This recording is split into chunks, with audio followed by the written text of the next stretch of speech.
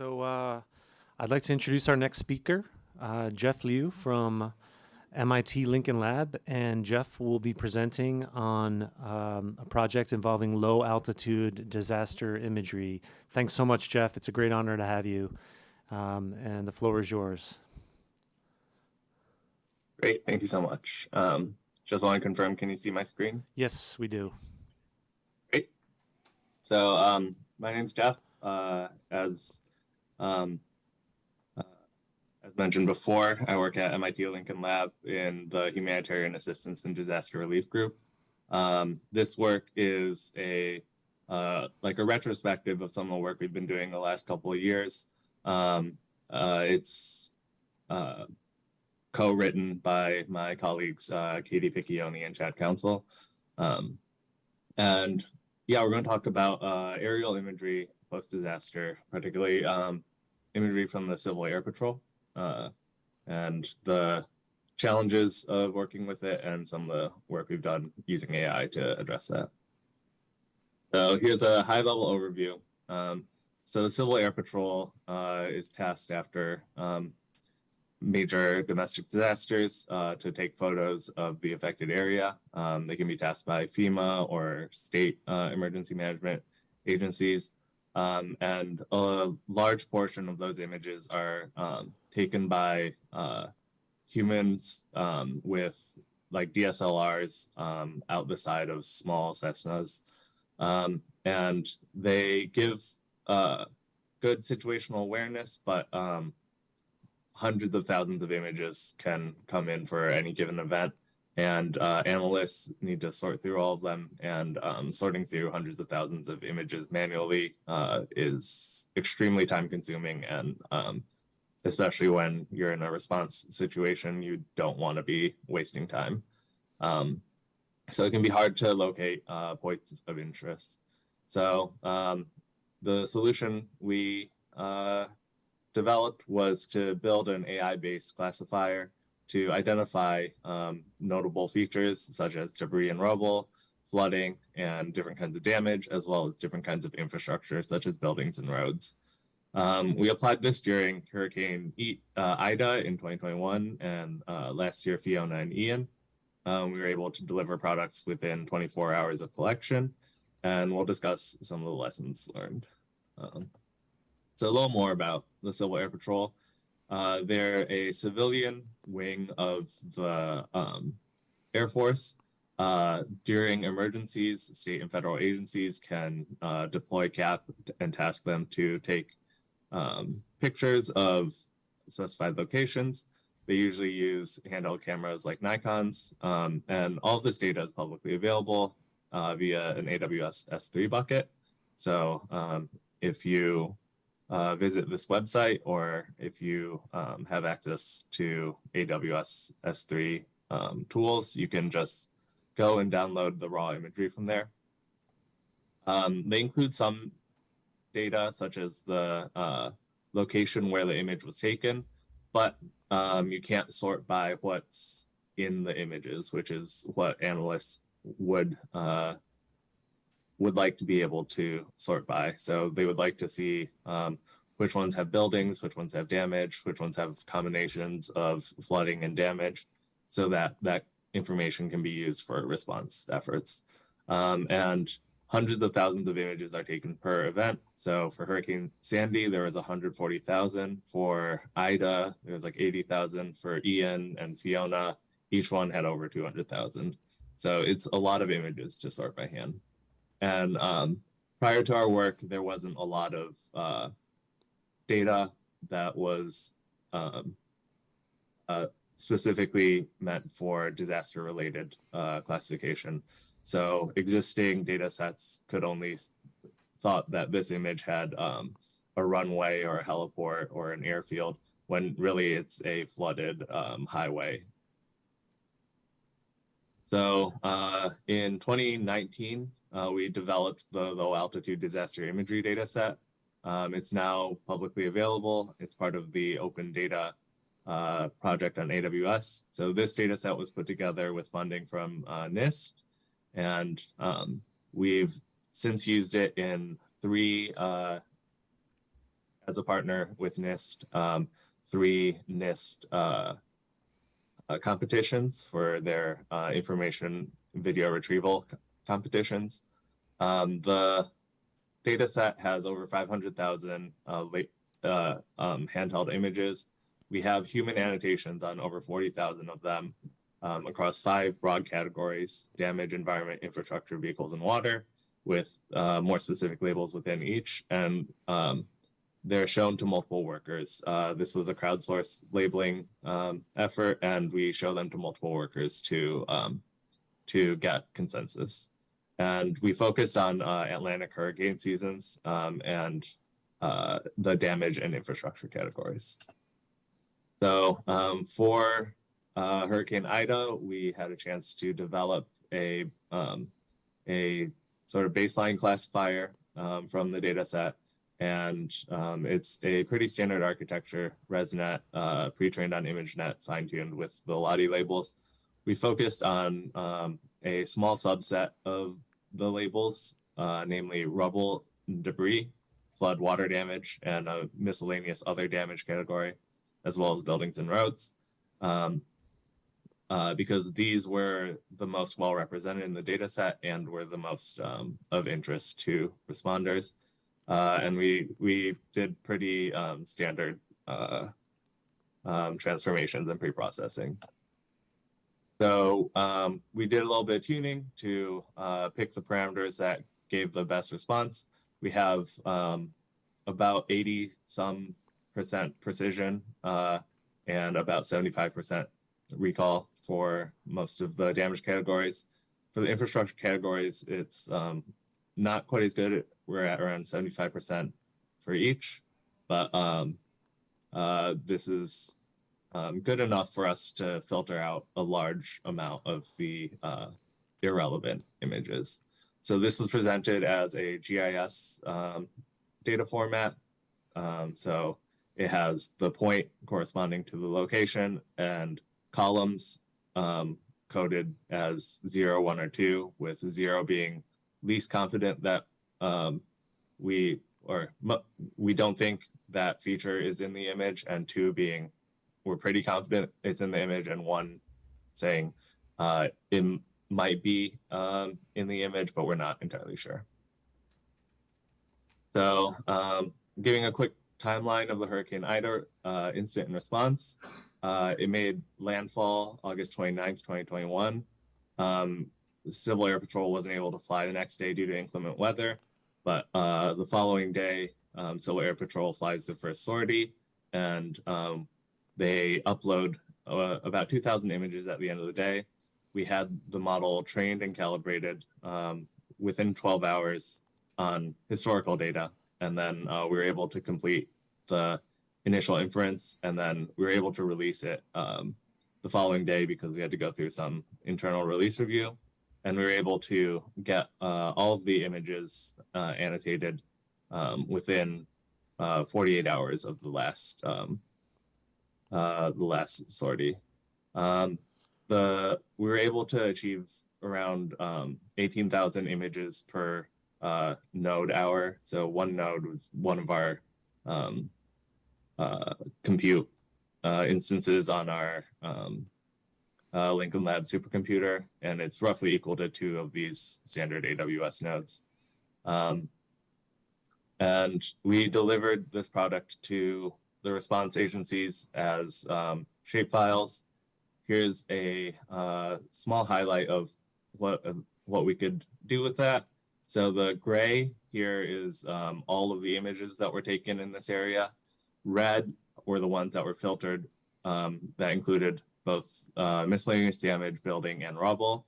And so we could clearly highlight those areas that had those. And then blue are the ones that had both flooding and buildings. So we could isolate regions that had that combination of features.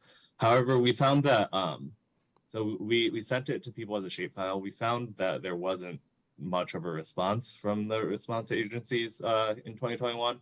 We think because there was just sort of the overhead of having to load this into a GIS program, and a lot of people not really knowing how to work with that. So this year we put together a ArcGIS online interactive dashboard. Contains the same kinds of information, but it's accessible via a URL. And the response this year was much better, even though fundamentally it's the same information on there. But we included little toggles where you could filter from all images to some subset of images, and you can embed the thumbnails. So just click on the point and see the image that was that it was classified as. So this sort of quality of life thing made a huge difference. So that's one of the lessons we learned. It doesn't really matter how good your information is if it's difficult for it to access. There's a bunch of other things that we learned here, but in the interest of time, I'll gloss over most of it and move on to future work. So one of the issues is we have the location where the image was taken, but not where the target is on the ground. There's another open question in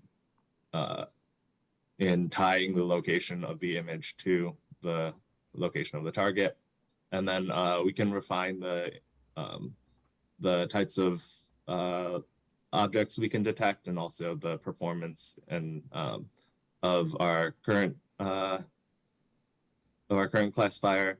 We're looking into fusing it with other data sources and running it on the cloud so that we don't have to manually start the batches. We can have it automatically kick off once the images are uploaded to the bucket. And we're also looking at different ways to visualize this, for example, like a heat map to communicate where the distributions of damage and affected areas are. So I've gone a couple minutes over time, but hopefully that's not too bad. Thanks so much, Jeff. Unless someone else has a question, I would love to. We have about 8 minutes, I think, for questions for you. Right. I'm happy to kick that off unless someone else wants to chime in. So, Jeff, thanks again so much. You mentioned that in your future work section here, run inference triggered by S3 upload, but I'm curious to hear, what hurdles do you see in terms of getting closer to real-time inference? You know, how might that theoretically work, where we're running inference in real time on some video feed? I don't know if that would be coming from a satellite or a camera attached to an airplane. But what, you know, can we get there? And if so, what are some of the hurdles realistically? Yeah.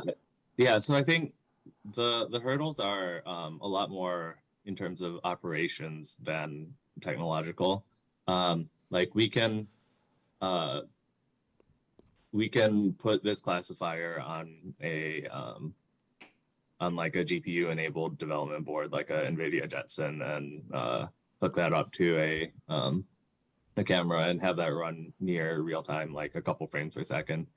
But the constraint is the people collecting the data. Like you would need to create this device, make enough versions of it, and then train everyone in Civil Air Patrol to use this.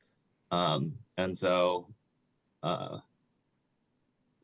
yeah, I think that's the limiting factor for a lot of this. I think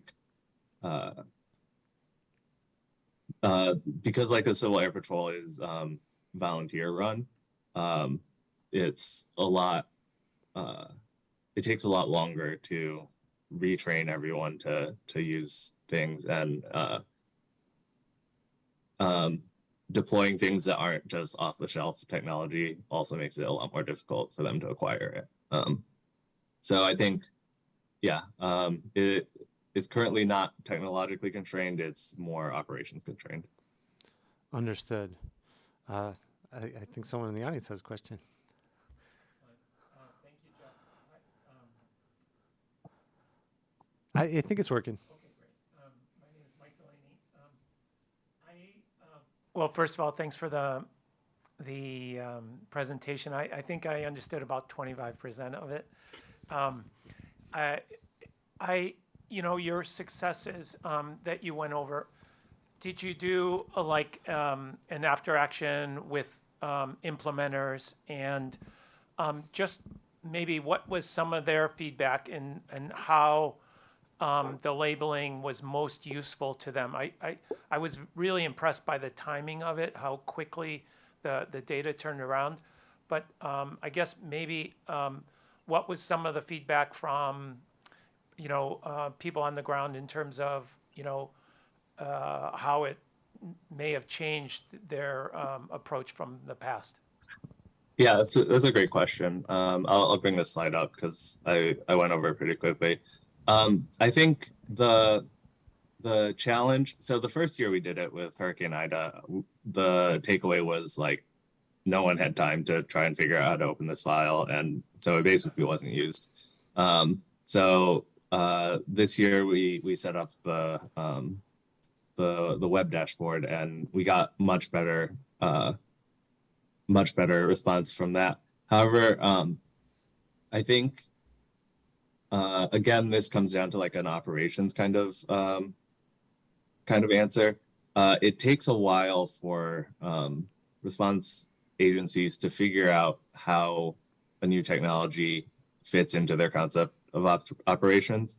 So this year is sort of the first year, or 2022 was sort of the first year they saw it. And I think with any technology, if you want it adopted, it's not enough to be like, oh, look at this cool, shiny new AI. You really need to like work with them and figure out how their current concept of operations works, and figure out where this can fit into it. And importantly, like what friction points is it reducing? Because if you're just putting in technology for technology's sake, it just makes things slower and not trustworthy. So yeah, we've been participating in the response calls and the working groups to try and get a better sense of where can we include this and how can we transition it into their operational use. So that's current ongoing work. Yes, another question from the thanks so audience, much. and then I see Juan is showing up too, so we'll have one more question for Jeff before we Can you move hear over to me? Juan. Yeah. All right. So I was just wondering, how does the model generalize to different types of landscapes and different types of infrastructure? As could you deploy this for like a hurricane in Southeast Asia? Yeah, that's a very good question. So with a lot of machine learning, it's things don't generalize well outside of their training distribution. It's the distribution shift problem. So that's actually something we're working on now. So there's a couple ways to approach this. Like one is like collect all possible data for every possible operational area. That's not entirely feasible because like the world is huge and our time is limited. We're working on building sort of baseline models that we can quickly adapt to new areas, or if there's a new disaster that looks very different. As new data comes in, we want to be able to use the least amount of additional information to start tuning our model to any new situation. So that's ongoing work. And yeah, it's a very good question. That's definitely a problem that exists in deploying AI, and we're looking into it. Great question. So Jeff, thank you so much for your time and the important work you're doing. I will now introduce the next speaker. We have Juan Lavista Ferez of the Microsoft AI for Good Lab. Juan, are you hear us okay? I can hear you okay. I just have one problem because I want to log in through my computer, and unfortunately, I don't see how I can connect. Give me Okay. 1 second. Take your time. If you want, we could take a 5-minute break over here so that. Yeah, if you don't mind. And can you send me the link to the Zoom? Because I had it, and I don't know why I don't see it now. Give me 1 second. For some reason. Yeah. Jeff, if you're still there, did we lose Jeff? Jeff. Yeah, sorry. Yeah. Maybe I'll ask you one more question while Juan gets set up. I'm curious, have you observed any human bias encoded in the images? Like, do the photographers tend to focus on some things more than others? Do they have a system for kind of mitigating that? Yeah, absolutely. In terms of the bias, so that's a great point. There's also human bias in the labels as well. So the way the missions are tasked is that the emergency agencies will say, go fly over this area and take pictures. So everything's sort of opportunistic. So people will definitely like pick out things that are of interest of them to take photos of. And depending on their training, it may or may not, or it's likely going to overrepresent some areas and underrepresent others. So I think part of that is just training, making sure that the operators understand what sort of imagery is useful for the responders. And then part of that can be dealt with in terms of machine learning by effectively sampling the training data. You don't want to overrepresent things that you already have a lot of images of. So you can put greater weight on areas that are less well represented. And then for additional data collects, you can try and target those areas to make them better represented. Did you want to chime in? Yeah, I was just curious. Is there something on like in the future, like better than taking photos from a Cessna? I mean, in terms of, I'm surprised that there's not other sources. Especially with these balloons going over the country. There's not a better way of doing this. Yeah, so technologically there are much better ways. Operationally, Civil Air Patrol is extremely cheap because it's volunteer run. The only cost you have is like the fuel and maintenance of the plane. So that's extremely attractive for operations. So the Civil Air Patrol is expanding use of more sophisticated sensors. They've added these sort of wide angle nadir facing cameras from the Waldo Corporation. And those automatically do georectification and can create photogrammetry products. But those are a lot more expensive than a DSLR. And so they're not as widespread, but they're integrating them into their operational plan. Before we take another question, let me just check in with Juan. Juan, do you want another minute? Because we do have one more audience question we could take for Jeff if you want. Oh, yeah, you can do one more question. I'm almost there. Okay, yeah. Take your time. That's okay. Thank you. Do you want to just say your name and affiliation too before you ask your question for Jeff? Jeff, thanks for taking all these extra questions. Yeah, no problem. My name's Elliot. I'm an undergrad student here at Brown studying international public affairs. And I was just curious, I know you were... Thank you. I know you were talking about the future adaptation of this technology is sort of dependent on the agencies that are willing to use it operationally. But do you see in the current state of where the machine learning is, could it be used for other types of disasters like armed conflict, or is that sort of something the machine is going to have to learn over time as you guys train it with new imagery to be able to respond for and use for other types of disasters? Yeah. So good question. So I think my answer is similar to the question earlier about like other hurricanes. So other disaster types look different than hurricanes. So we do well when the data looks like our training data. So Atlantic hurricanes. If the disaster type looks different, then we don't do as well. But there's still like some information in there about general damage and infrastructure. So we're looking into ways of like, how do you augment by showing additional training or creating architectures that are able to distill the key features of the image so that it can more easily learn and adapt to a new domain. So that's current area of work. But yeah, the techniques we're using are pretty general. We just need the data to support it. Thank you. Thank you. Thank you. Thanks again so much, Jeff. Juan, how are you looking? I'm ready. Okay. Yeah. Thanks again Thanks so so much much. for having me. Thank you, Jeff. All right, Juan, the floor is yours. Thanks again. So tell me if you can hear me fine.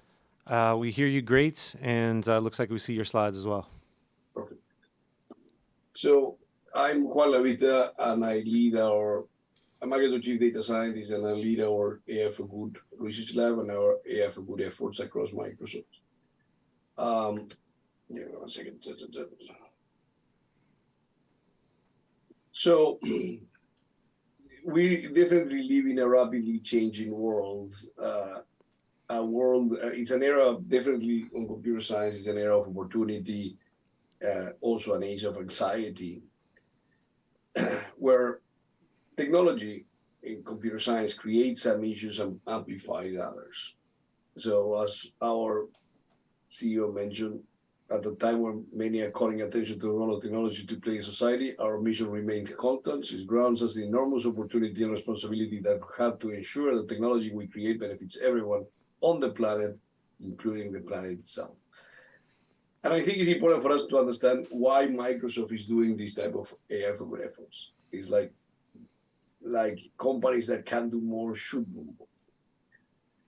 So that's the reason why we started our AI for Good lab, and we focus these on 5 different verticals, including Earth, accessibility, humanitarian action, cultural heritage, and health. And today I'm going to be focusing a bit more on the humanitarian action effort. Our mission is to infuse data science and AI to address some of the world's greatest challenges. And I'm going to start talking a little bit about some of the lessons learned that we have learned throughout the last 4 years in our lab. The first one is, for some world problems, relying on AI is the only option we have. Diabetic retinopathy is the leading cause of vision loss globally. And there's 450 million that suffer from diabetes. This is 4 times what it was in 1980s. And we expect this number to continue to grow because of the change of diet across the world. A third of those people will develop diabetic retinopathy if they are not treated. If they are treated due to diabetic retinopathy, blindness due to diabetic retinopathy is completely preventable. What is the problem that we have in the world? The problem that we have in the world is we only have 200,000 ophthalmologists. There's no way these 200,000 ophthalmologists can even diagnose diabetic retinopathy because there's not enough ophthalmologists. Models, including some models that we build and models that other organizations have built, are today on par with an ophthalmologist. And what this shows is that if this technology can help augment the value of these ophthalmologists and help diagnose this problem, because if you can diagnose this problem, then there's many more chances that you will have an impact on reducing the amount of people that suffer from blindness. The second big lesson for everybody is AI expertise alone cannot solve these problems. We need to collaborate with subject matter experts. And this is easier to say than done in many ways, because a lot of organizations, we as computer scientists, we think that once we have the issues, we can solve the problems, once we understand the problems. But the issue, that's not true. Let me show you what people call the low birth weight paradox. low birth weight is one of the top causes of death in the world. And if you have a data set that has every single child that is born and you know whether the mother smoked or not, and thanks to the CDC, anybody here in the room can download that data set because that data set exists in the US. Well, if you train a machine learning model and focus on those low birth weight babies, what the machine learning model will tell you is that if the mother of a child, if you have two children, both of them are low birth weight, if the mother of a child smoked, the chances of that baby surviving are higher than the baby that didn't, the baby that had a mother that didn't smoke. And of course, correlation doesn't imply causation.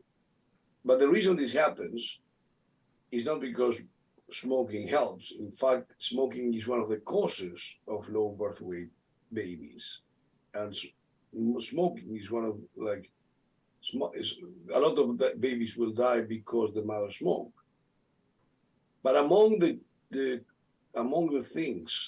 causes that produce low birth weight, smoking is usually less problematic than other ones.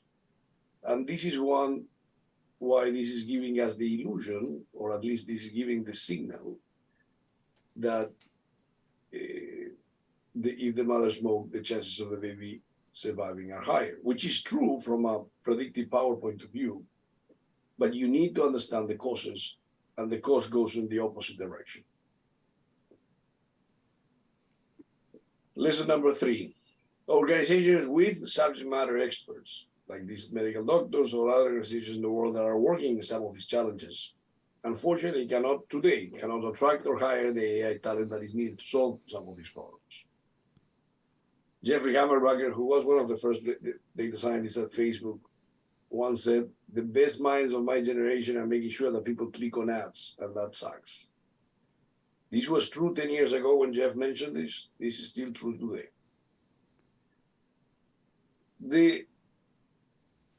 What I also think that is important for us to reflect is predicting which individual will have higher chances of cancer versus predicting which customer will click on in your ad.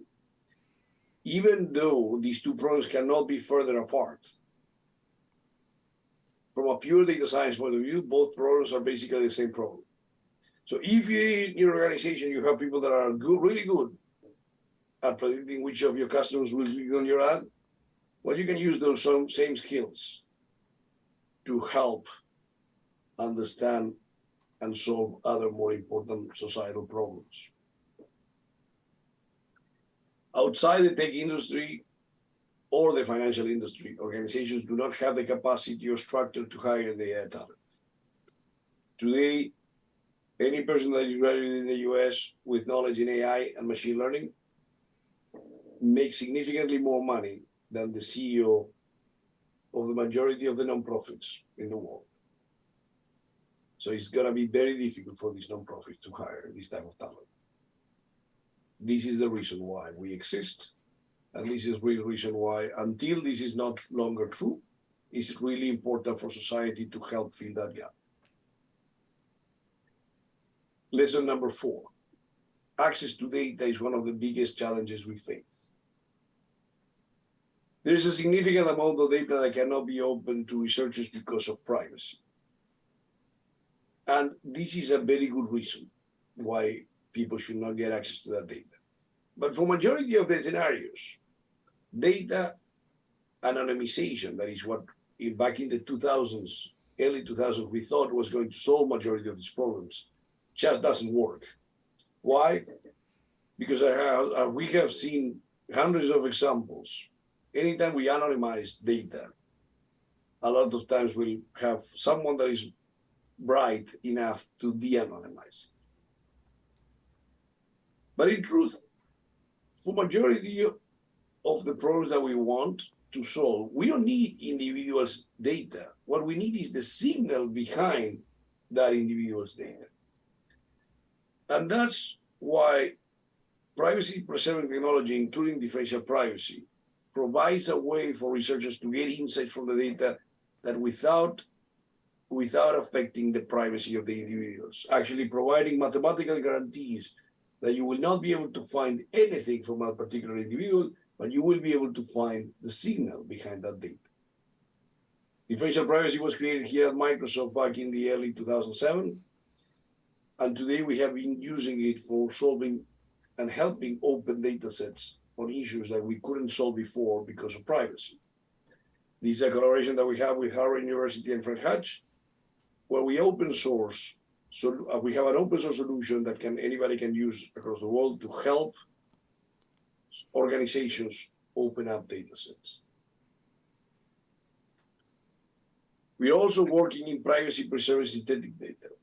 A lot of times, particularly in the case of images, it's difficult to work with, to have a differential privacy solution, but what we can do is we can create privacy preserving synthetic data that we can share with organizations, and that data can be used to train, at least to solve specific tasks using machine learning.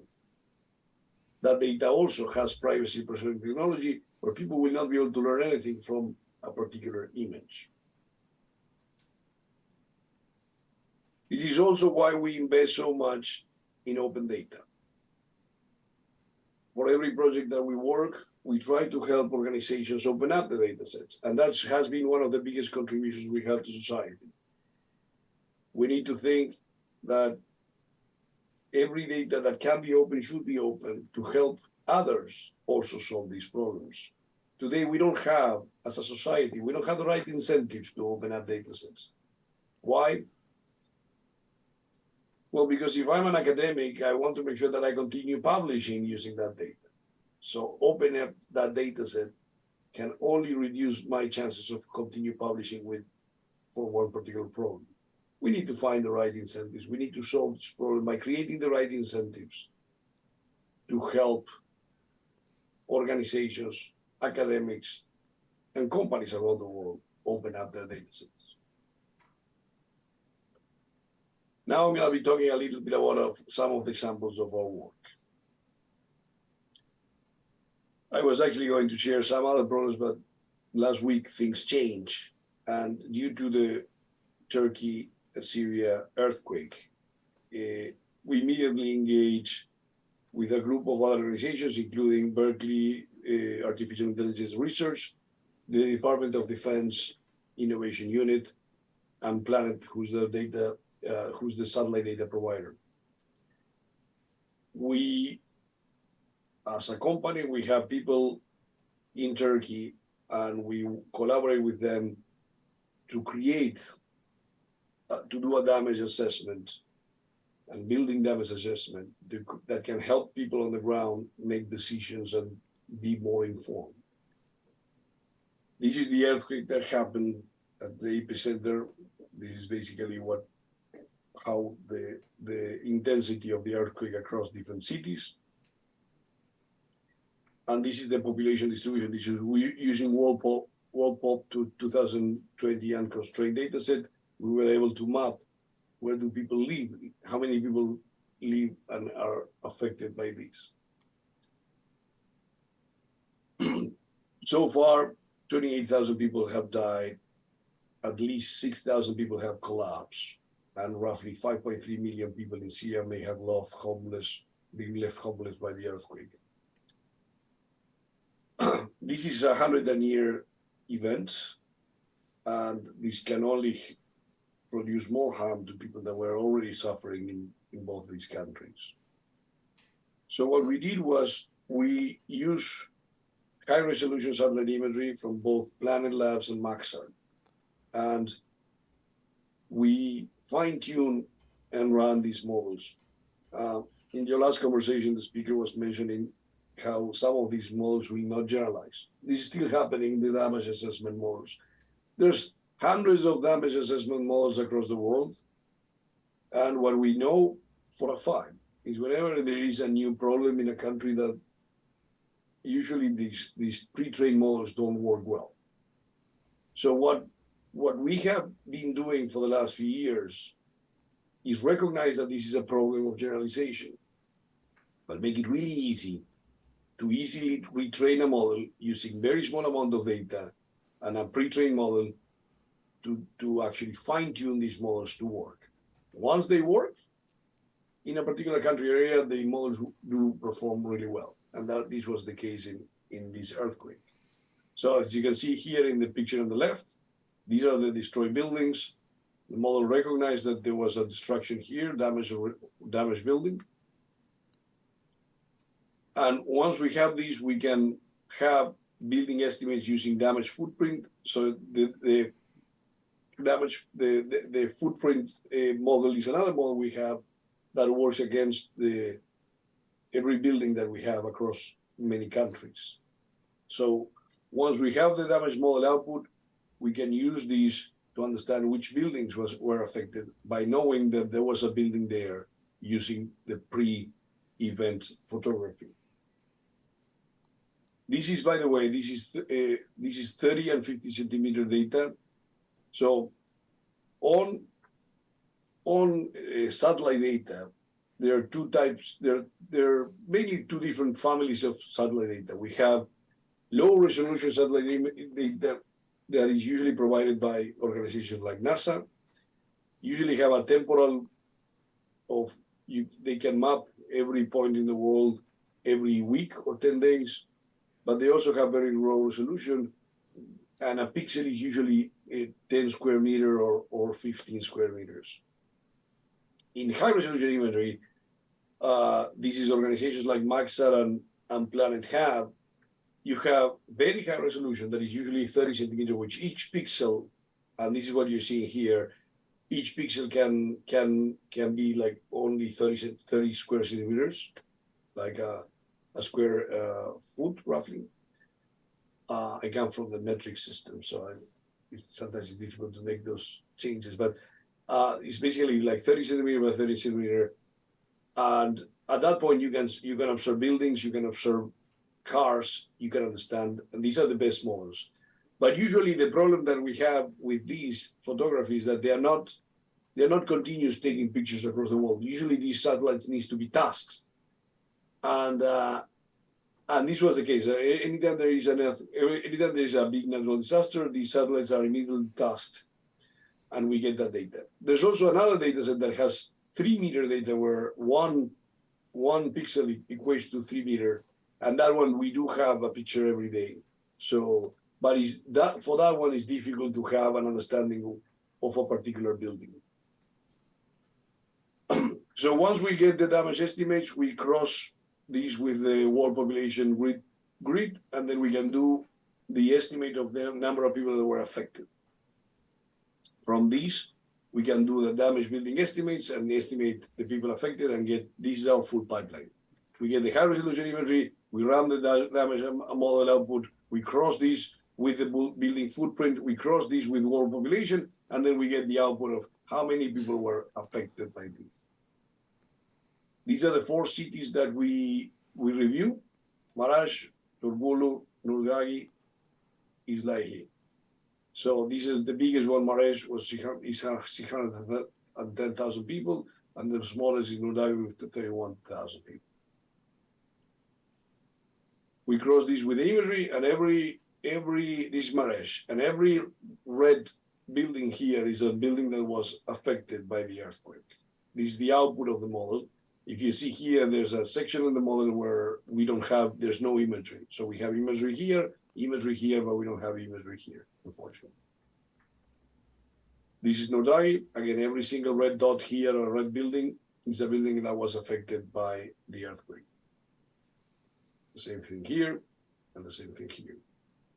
And here are our estimates, the number of buildings. So roughly, we identified 3,849 damaged and destroyed buildings over the 4 cities.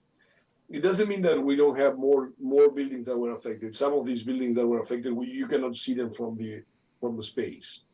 But if a building was completely destroyed or heavily destroyed, it will be here. And we estimate that roughly 160,000 people live in immediately adjacent buildings, according to the estimates from World Pop. So this is just started. We publish the results immediately. We share the results with people on the ground, and we are continue to work with other organizations to see how else we can help Turkey and the earthquake. On the second big example, I'm going to talk a little bit about Ukraine. And I'm going to talk about a little bit about the role of our digital technology in the world of Ukraine, mainly on three areas: sustain the government, defend the country, and protect the people.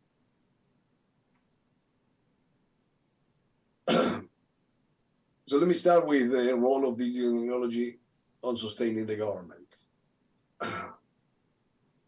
During the World War II, one of the biggest improvements on communication is that they move underground. So particularly in the case of London, when they were invading London, they were basically just bombarding the city. What the British realized was that moving communications on the ground could make the government continue to operate even under heavy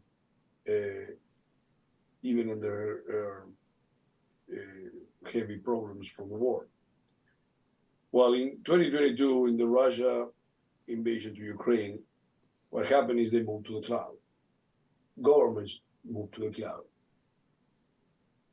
And this is something really important for us to understand. In this time, majority of the governments, in order to operate, they need systems. And if you're invading a country, it's not random that the first cruise missile that the first cruise missile that in the attack from Russia to Ukraine was against one of the local data centers that Ukraine had. That's not random. Russia knew that. And before the war started, Microsoft and other organizations helped Ukraine move all the data as fast as possible and all the systems to the cloud. At that point, it was safe and continues to be safe. And there's a lot of problems that Ukraine still have today, but having confidence that their systems will continue to operate in the cloud is not one of those. Then let's talk about defending the country. History will remember that February 23rd, almost a year ago, was the first missiles and the first attack. But if you look at history will remember or will understand that the war actually started one day before, on February 22nd and 21st, actually. And this was in the cyberspace. So the first shots in Ukraine were in cyberspace. There were cyber attacks that attacked a lot of the infrastructure that Ukraine had. And cyber attacks were very sophisticated and were coordinated and precisely targeted to reduce the possibility for Ukraine to defend itself. And part of our team and other organizations play a fundamental role to help protect Ukraine from cyber attacks. There was 237 distinct operations and 40 destructive attacks targeting hundreds of systems that organizations like Microsoft help protect. What is the importance of rapid defense? We have rapid notification assistance, proactive updating with cyber countermeasures, rapid response throughout Microsoft Defender for endpoints, and information sharing across US, UK, UAE, and NATO. That's basically how part of the efforts to protect Ukraine. So let's talk also about protecting people. And this is basically what we continue to do in use technology to help identify, document, and ensure accountability for war crimes.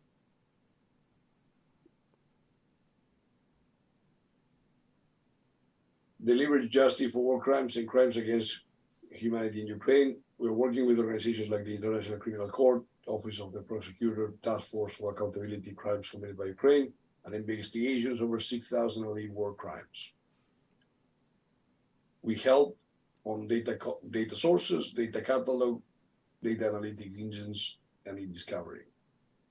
And I'm going to talk on a particular problem that we are working with the UN Secretary General's office on this. So we use high resolution, similar to the work that we did in Turkey. As soon as Russia invaded Ukraine, we partnered with the UN Secretary General's office to understand specifically attacks against hospitals, water facilities, and schools across Ukraine.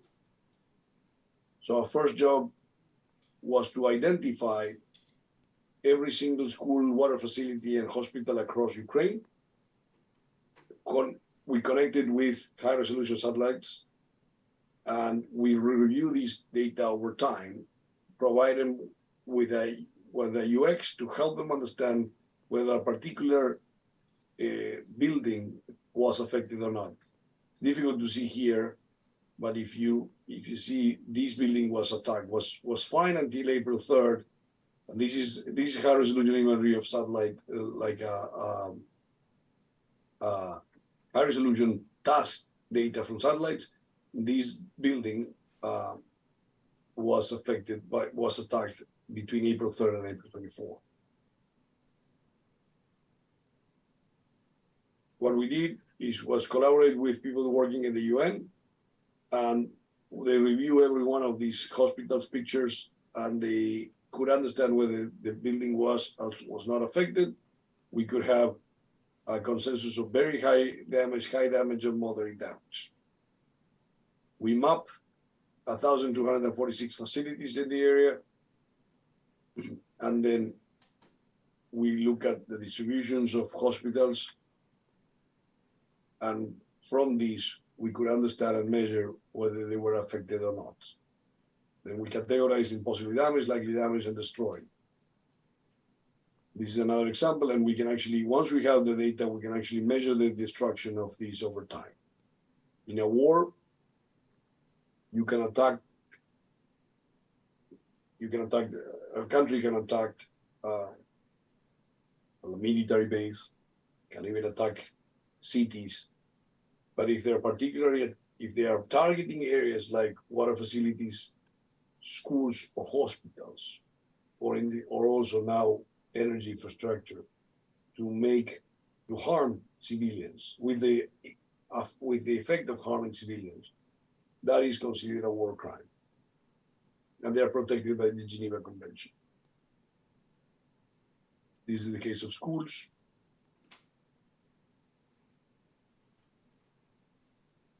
And this is our final assessment of buildings that were affected. And this is something that we continue to work. It's 170 structures, including 84 schools, 40 hospitals, and 2 water facilities were assessed to be damaged.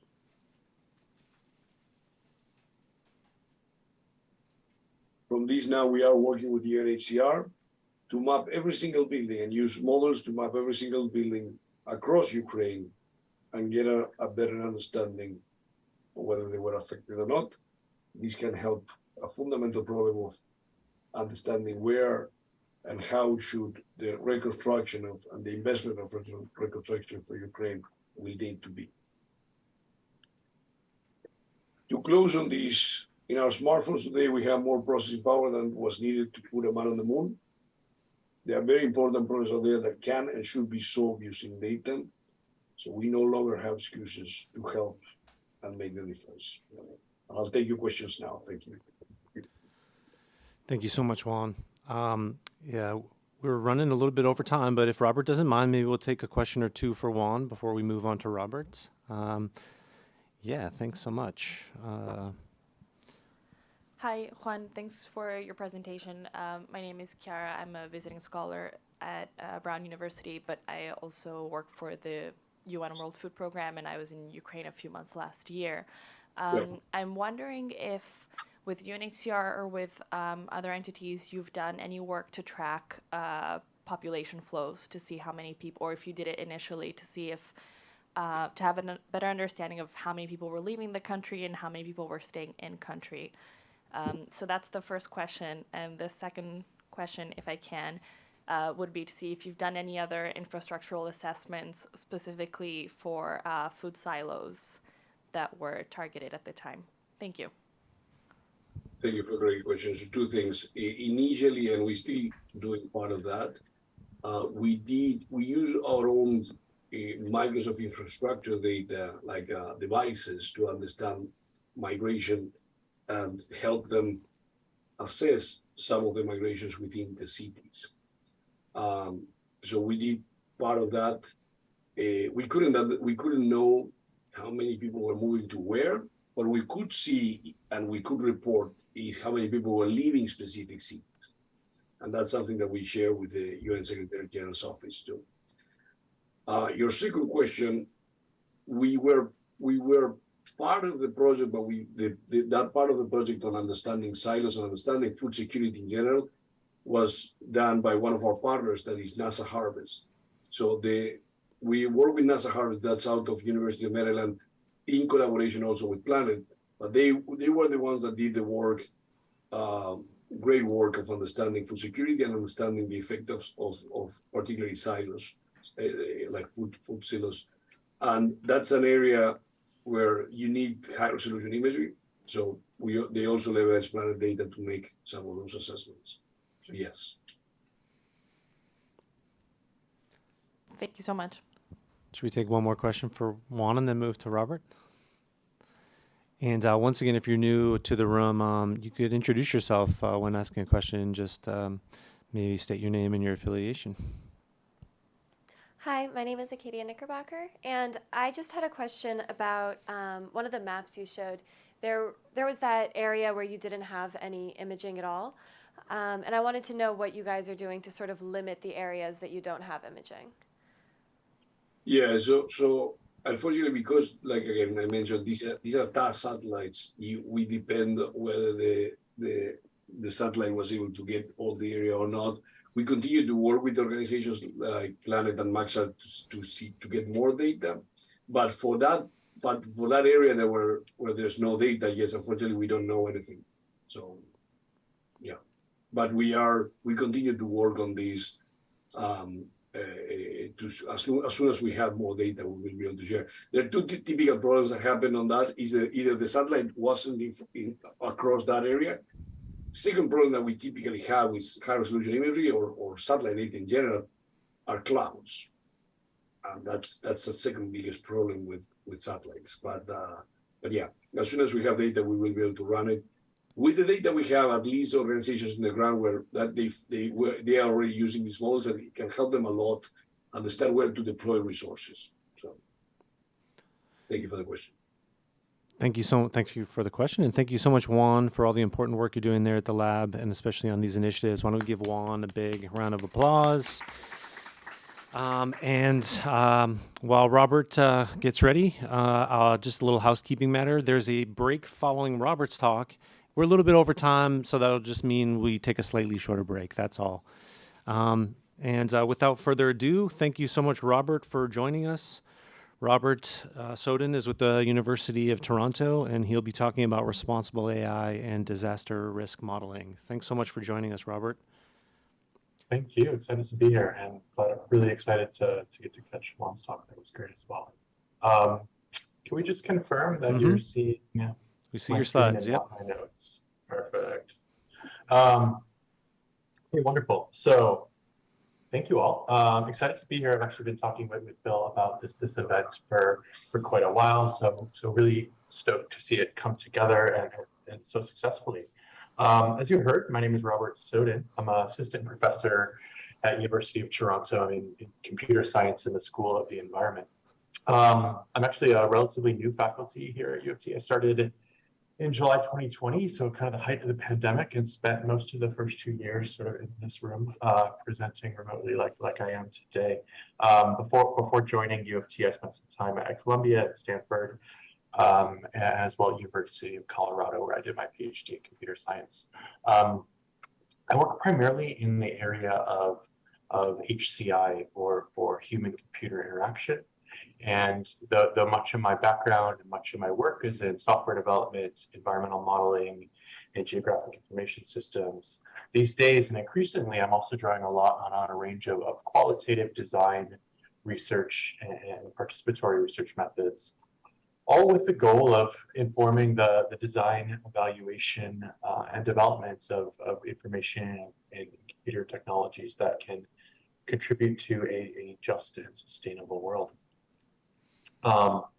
And so though I have some background in humanitarian response, I want to be talking today about a slightly different domain, a slightly different community of experts working in the field of disaster risk management. It's kind of adjacent to humanitarian response. There's some overlap, but also a slightly different set of priorities, leverage points, and importantly, the actors involved. It's quite an interdisciplinary group. It's global in scale, often connected to international development. So we have folks from the UN, large development agencies like the World Bank, big NGOs, but also insurance companies, space agencies, engineers. And a lot of the work that we do in disaster risk management is really informed by disaster risk models, of which you can kind of see a rough outline here, where essentially what we're trying to do is quantify both the possible risks and as well as the impacts of disaster by producing spatial understandings of dangerous phenomena, events such as an earthquake, the elements that may be affected by that event, so populations, buildings, large infrastructures, and then characteristics of those elements that may make them more or less susceptible to damage. And so, and we use these models for all kinds of things, from land use planning, prioritizing retrofitting schemes, designing longer term recovery processes post-disaster. And much of the science, I should say, really comes out of the insurance industry for producing these models. But it's only in the last 15, 20 years or so that we're seeing them kind of be taken up in widespread ways within the public sector. And I think we're still kind of grappling with how to do that well. So DRM has really expanded rapidly in the last 20 years. And, from what we saw in the last talk, over this time frame, we've also seen just an explosion of data that has become available about the natural and built environments through advances in everything from remote sensing to IoT, crowdsourcing, social media, and so on. And alongside that availability of data, of course, we've also seen a growth in compute and lots of new techniques coming from AI and machine learning for working with that data, developing new kinds of insights from that information that weren't possible before. And I should say many of those techniques were developed here at University of Toronto by folks like Jeff Hinton and others. And so with the adoption of machine learning and AI in so many fields, it's really not surprising that we're starting to see some experiments with these tools in the field of disaster risk management. A lot of this work is paired with computer vision technologies in order to do things like rapidly assess drone, radar, or satellite imagery, such as some of the examples you saw in the last talk, but as well to map things like flood extents in the wake of disaster, building damage assessments, human settlement patterns. And so, for example, the International Federation for the Red Cross is using these tools as part of their efforts in the world of forecast-based financing to more just quickly, accurately get financial assistance into the hands of people that are affected by weather disasters in some of their projects around the world. Another example from Guatemala City, teams are using combinations of drone imagery, but also street-level photography taken from 360 cameras attached to the top of cars that drive through the streets, and as well elevation data in an attempt to identify soft story or vulnerable buildings to earthquakes that may need either further inspection or retrofitting. And so way back in 2018, the World Bank put out a report highlighting some of these examples and others that were still kind of emerging. And I think successfully made the case that these tools are certainly worth looking at for a number of different applications. I was involved in the writing of this report, and I remember at the time we put a couple of paragraphs at the end about sort of ethical or responsible AI and we maybe talked a little bit about bias, maybe we talked a bit about privacy issues. But I remember we were quite unsatisfied with what we'd actually written about the topic at the time.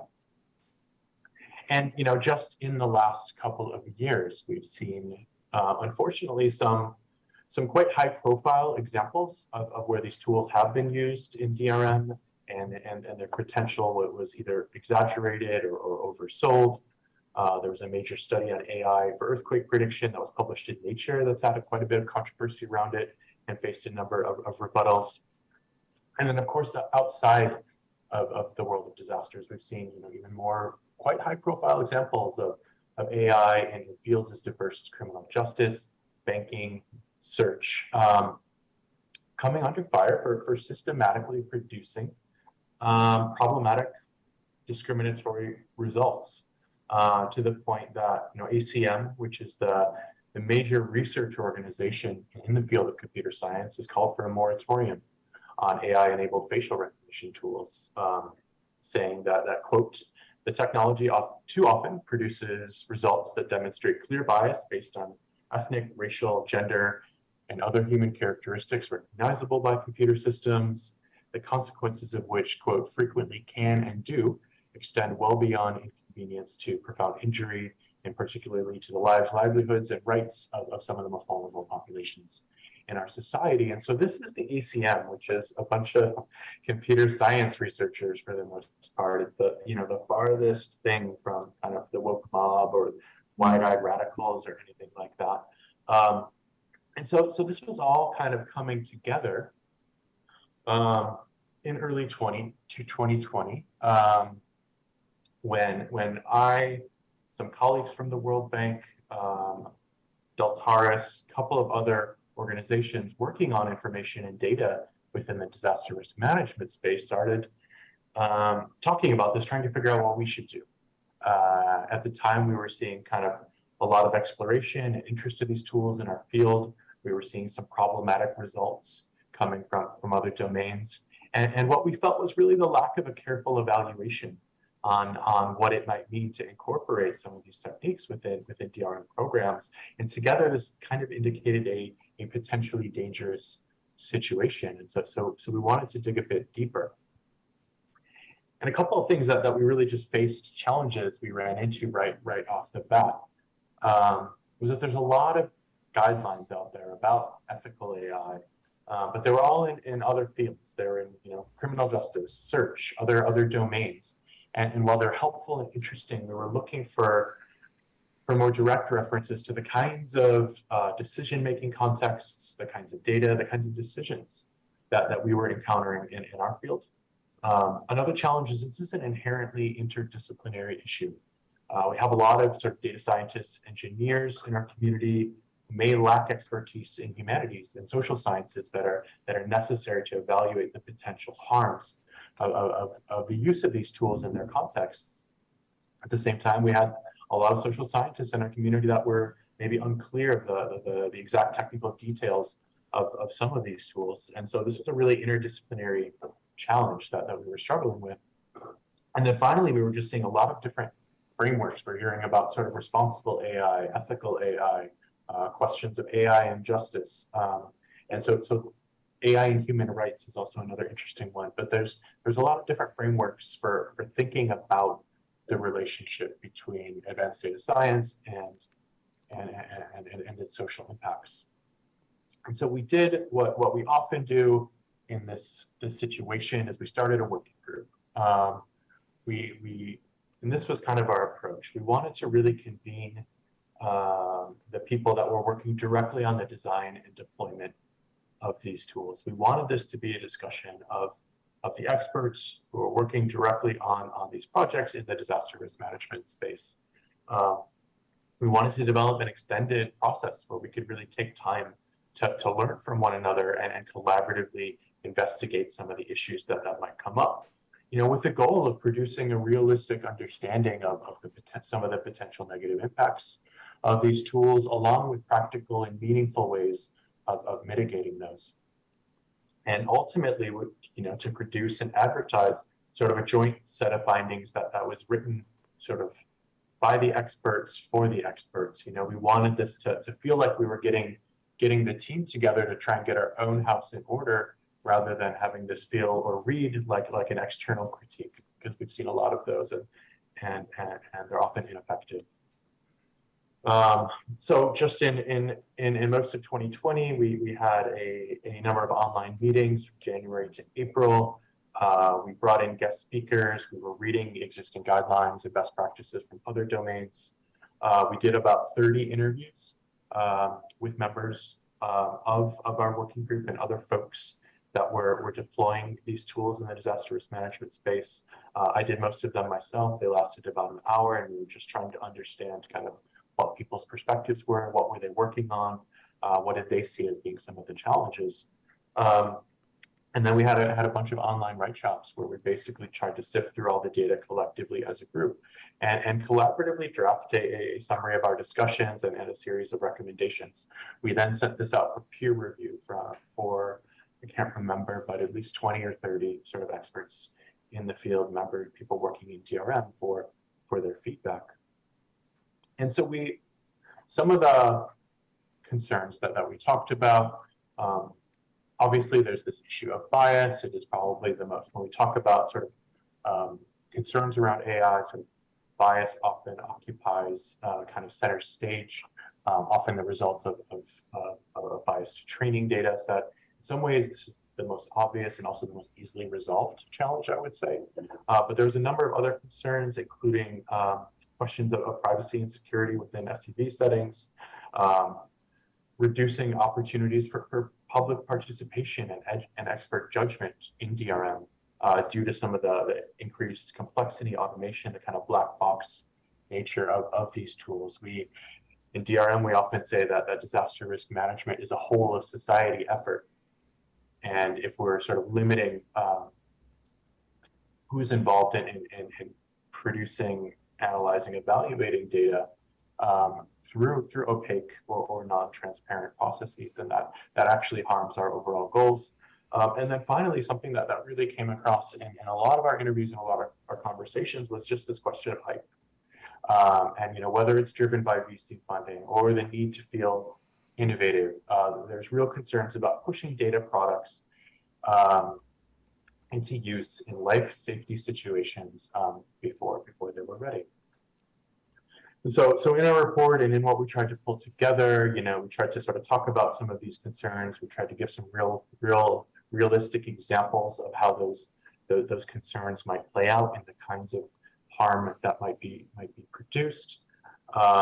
We kind of came up with a list of 8 recommendations towards the end of the report. But I do honestly think that the meat of this work and its main contributions really are in that process where we're kind of identifying the concerns, showing how they might play out, and then providing sort of practical recommendations and strategies for how to minimize their impacts. I do want to talk just quickly about 2 of the recommendations from the report. In the first, it was great to see the last talk sort of highlight this issue as well.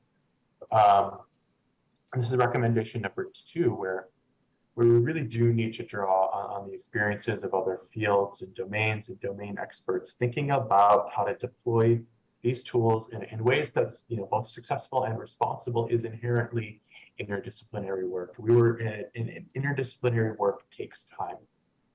Is maybe another key message here. We were lucky to have, data scientists, designers, earthquake engineers, hydrologists, other folks all kind of join us in this process, and we needed all their perspectives on these issues.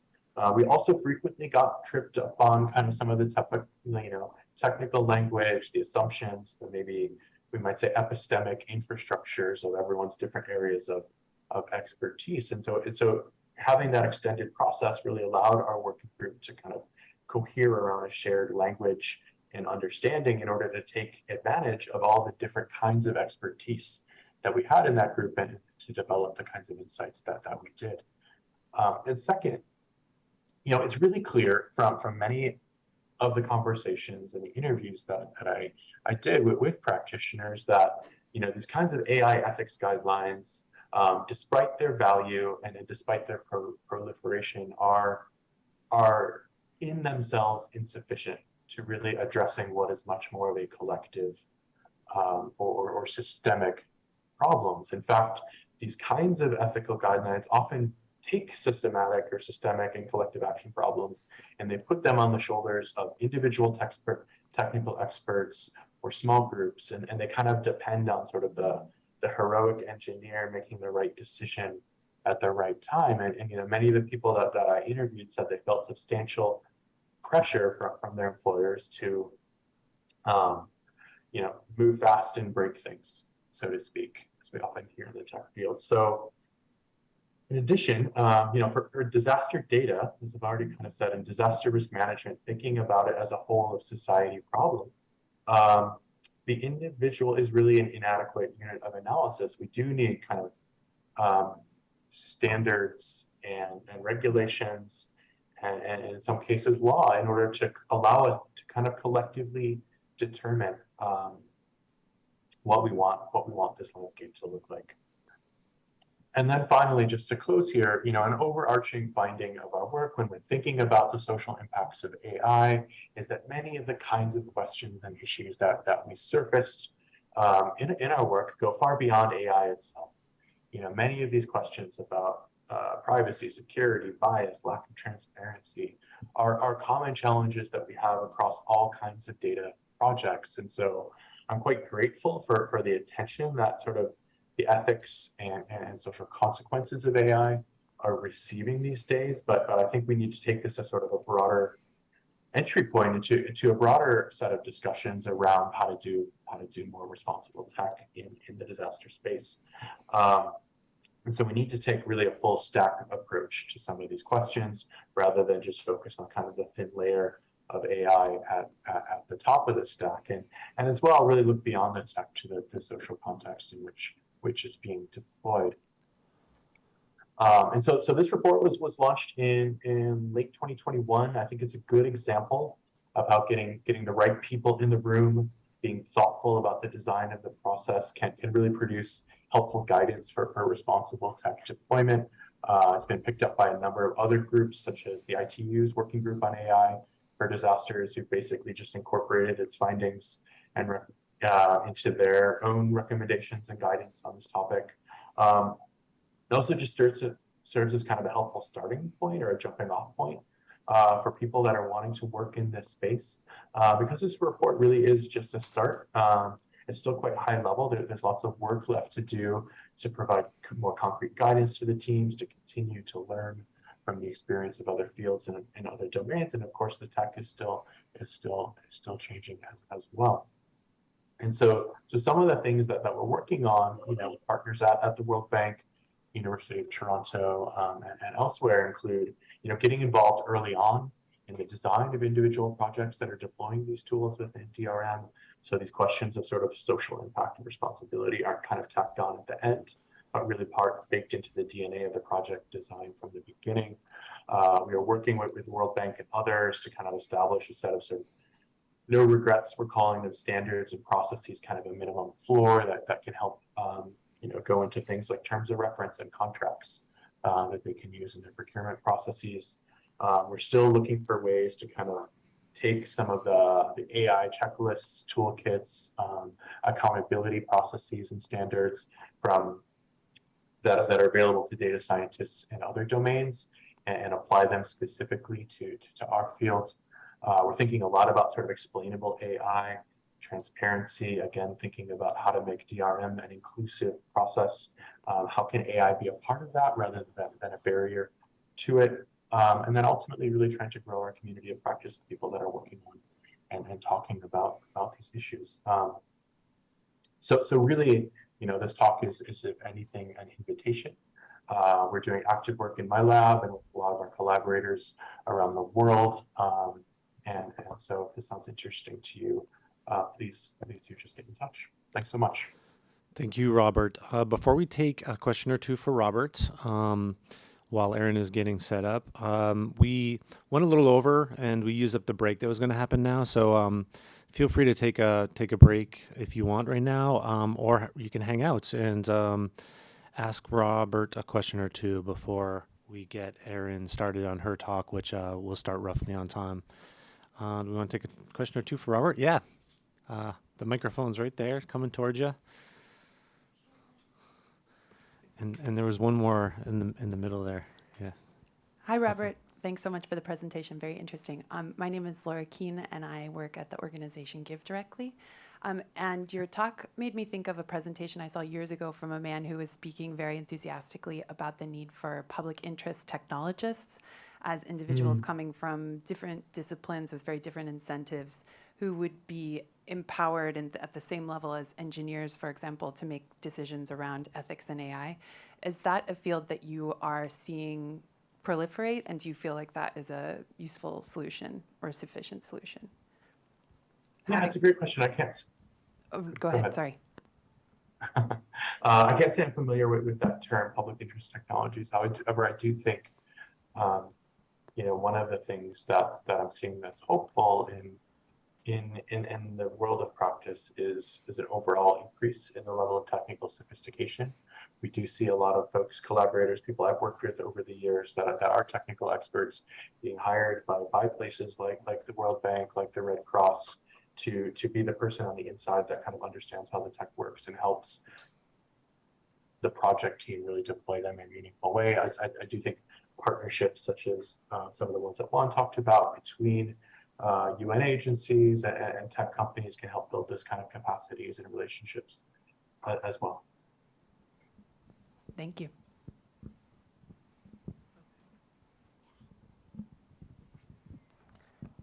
Hi, oh, that was kind of loud. I'm Rob Grace from Brown University. Thanks for this presentation. Thanks for your work. This sounds like a fascinating project, and I'm really looking forward to reading the report. I'm in the initial phases of beginning a research project with overlapping themes, so I suspect I'll be sending you an email, and I'll be interested to talk further. One question I have, I'm interested to hear a bit more from you on, is I'm interested in this possibility of moving towards standards in this area, and I'm just interested to hear some more of your thoughts about that, on the viability of that, on challenges that you might see on the pathway toward getting to the point where there are, some form of standards that are implemented in this area. Thank you. Yeah, it's a really good question. It depends a little bit on what you might mean, or what we mean when we say standards. I think, I mentioned the ITU report is actually trying to develop some of their own standards on responsible use of AI within sort of the disaster field. More generally, a group like ITU, sort of global in scope and thinking about many different sort of use cases and contexts, whatever they produce is going to be quite broad, I would say. Another form of standard that we're quite excited about at the moment is just writing standard terms of reference for and contracting kinds of documents for some of the large bureaucracies and institutions that are procuring these services and paying consultants to work on them. I think that both makes their life easier, but also lets us embed some of these key ideas in very practical ways into their work. So that's kind of maybe, from a very global, large scale kind of whole end of the spectrum to much more micro and specific. And I think there's lots of rooms in between where we can start just putting out a range of different kinds of standards that will help the large institutions and the big bureaucracies that are working in their fields both better do their own work as well as incorporate some of these ideas. And we have a fair amount to draw on, I would say, from other domains. The question is, how do we kind of take what we can find from those fields and make them practical and relevant within our space? So let's talk more. Robert, thank you so much for joining us, and thank you for this critical work that you're doing. Thank you. If Erin is online and ready to go, I'd love to introduce Erin. Erin, do we have you? Yes, aloha. Hi, aloha. So Erin Huey, we're very honored to have Erin Huey, Director of Global Operations with the Pacific Disaster Center, who will be talking about AI for humanity. Thank you so much, Erin. Aloha and thank you. Can I get confirmation that you can see my screen? Absolutely. Excellent. Well, my goal is not only to provide you with an overview of what we're doing at the Pacific Disaster Center, but also to get you back on time so that you can make lunch. So today I'm going to highlight some of the efforts that the Pacific Disaster Center has underway and our program known as AI for Humanity. So if you're not familiar with the Pacific Disaster Center, we're actually an applied research center under the University of Hawaii. And we were established back in 1992 after Hurricane Iniki destroyed the island of Kauai. And I always say, if you've seen Jurassic Park, you've seen Iniki, because those opening scenes from the original Jurassic Park were Iniki. And it was Senator Inouye at the time that said, why are we not leveraging this science and this technology coming out of the Department of Defense for civil society and to better support the individuals within our community? And so that's really been our goal. And since then, our effort has been really to be this bridge between the science and academic community and the decision makers. And we often see that, within the academic community, the level of risk and uncertainty that we're willing to publish on is not very high. It needs to meet a very high bar for us to feel comfortable in releasing. And on the decision-making side, they're very good at iterative decision making, and they're going to make a decision with 10% of the information or 100% of the information and anywhere in between. So we need to make sure that we're providing the best information at the time that we have it. And so our goal has really been to ensure that evidence-based research and applied science information is being made available, and that we're leveraging the most cutting-edge technology, which includes AI. And you might be confused by our name, Pacific Disaster Center, but we actually have a global mission. Our legislative language that established PDC actually says Asia Pacific region and beyond. So everything that we do at PDC, our focus is to make sure that we have the same type of data, information, models globally, not leaving behind small island states or leaving behind Africa or other areas where data and analysis might be hard.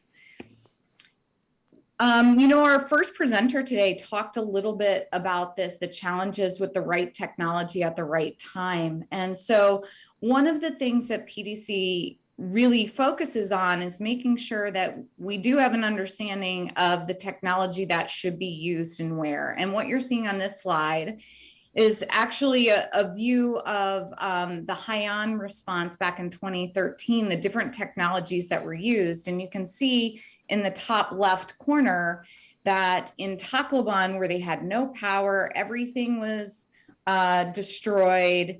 The chalkboard was the right technology to use. And then you can see in different areas, okay, now we've got maps, now we've got computers, all the way to the very far bottom right, where it's outside the impact area, and you can have access to technology and information if we're using new and innovative ways to bring data to the agencies and organizations that are eventually going to be administering and supporting the response operation. So our focus at PDC as it relates to AI has been this program AI for Humanity, which really is becoming our knowledge backbone and is working to kind of fill these gaps that we have globally in hazard detection, early warning, risk information, and identification of the most vulnerable populations among us. And so we're bringing that capability, and I'll give you some really practical explanations and examples here today. But through our disasterware technology, which is available to everybody here, if you're an academic or have an active role in disaster management, you get free access.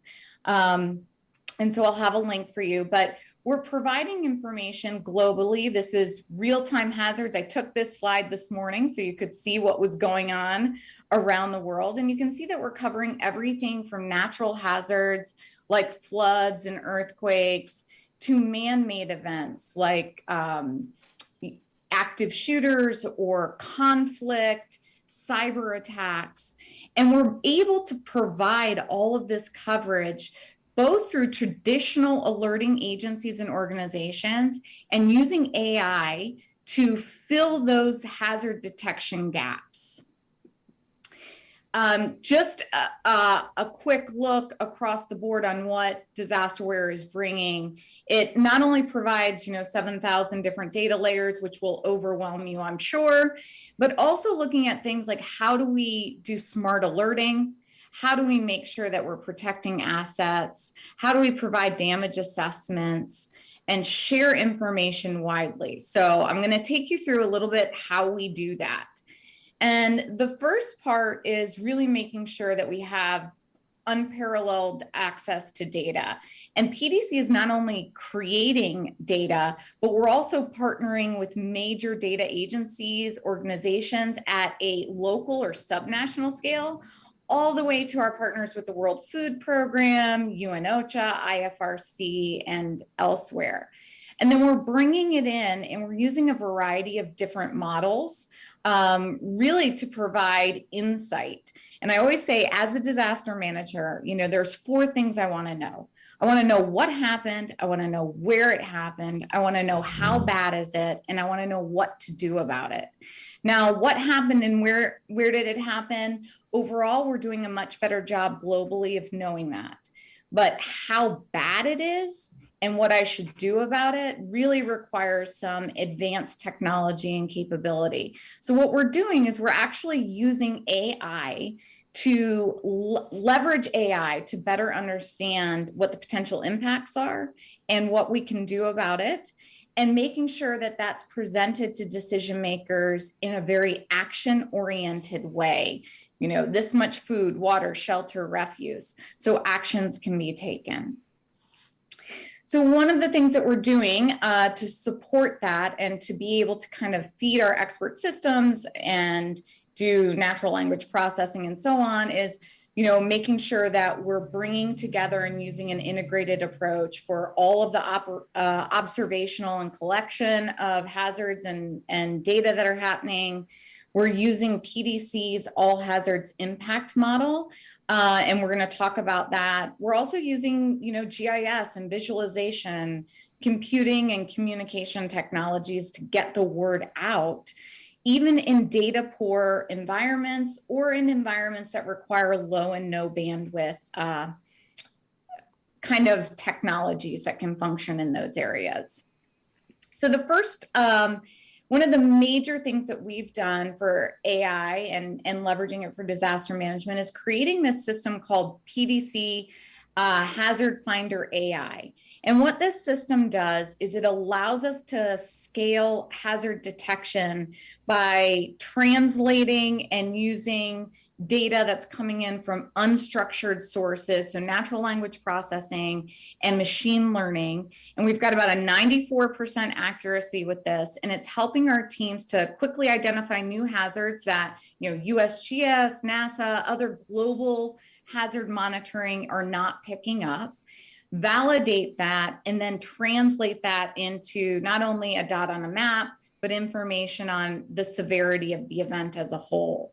The second piece we're doing is using AI for all of our communication and descriptions of hazards. So what you're seeing on the far left is the report that comes out. This is for, Hurricane Sally from the National Weather Service. We've seen these before, all caps, not really user-friendly. Those of us that are in this space know how to read them and leverage them, and we know what lines to skip. But on the far right is what we're providing out to the end user. So maybe your mom, dad, sister, brother, being able to translate the information using AI into something that says, hey, this is the tropical cyclone. This is what the winds are. This is what the winds mean. It might mean that, you'll see small trees swaying, or you might see the roof of your house being damaged. So that translation is being done 100% by AI. And the other piece is this hazard detection that I mentioned. So what's happening just in 2022, approximately 10% of all the hazards that we brought in that were not automated. So this is of our manually generated hazards. 10% of that was fully generated through AI. And then over 17,000 of those descriptions were completely curated, AI curated hazards. And on the far right, you're able to see that. So this is really an event that popped up this morning. I grabbed it, and you can see in here, it provides the information about the military operations, the potential casualties and fatalities in the area.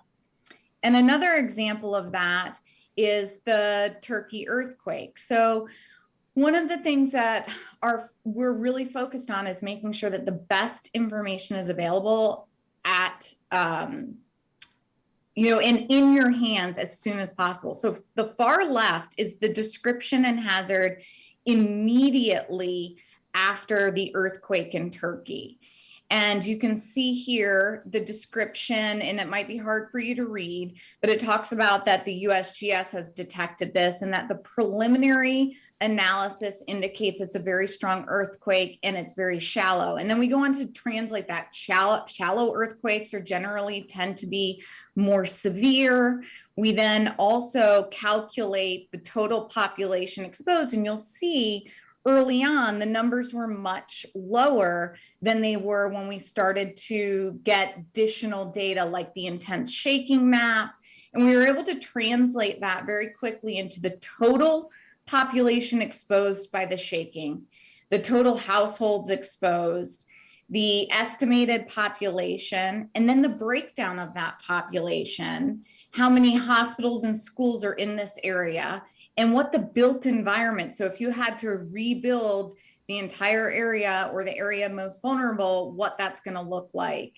And of course, here gets to that, well, what do I need to do about it, right? So we know there's an earthquake. We know that it's very strong. We know how many people are impacted. So what happened? Where did it happen? How bad is it? Now, what do I need to do? And that's through the likelihood of impact to lifelines. So we're actually identifying the potential the likelihood of impacts to power, communication, and transportation, and then the breakdown of key needs, food, water, shelter, refuse. And outside the United States, we're using the UN Sphere guidelines for those breakdowns, and within the US, we're actually using the FEMA guidelines. Now, to do this, you have to have base data. And so we're leveraging PDC's all hazard impact model. And this model is a 30 by 30 meter model for population. And we've also got an underlying built environment. And one of the things that we're just beginning right now is using AI to actually make that built environment even more accurate. So working to do this detection. We saw some of the other speakers talk about how they're doing satellite damage assessment on buildings. Well, we're taking that the other way. How do we detect buildings, assign costs, understand the structures? And we're starting at the small island state areas because typically this is where we have the least amount of data. And this is important because we're then supporting our major partners at UN-OCHA and World Food Program, as well as IFRC and others, in creating these products called JADE, Joint Analysis for Disaster Exposure. And collectively, we're coming together to say we're going to have, for these major humanitarian events, a starting point for all agencies and organizations to agree on where to begin. And so I showed you that event brief that showed the lifelines. You could think that that product is coming out about 3 minutes after the event. And this is coming out about 3 hours after the event. And what this does is actually provide insight not only on what happened, where did it happen, how bad is it, but it's then breaking down the sectors. So how much of the service sector is impacted, how much of the business sector, schools, hospitals, and so on. And is really helping to support those initial understandings. And then just as a couple more slides here, and I'll pause, but to be able to do this, our previous speaker talked about risk management and the need for data and solid methodologies.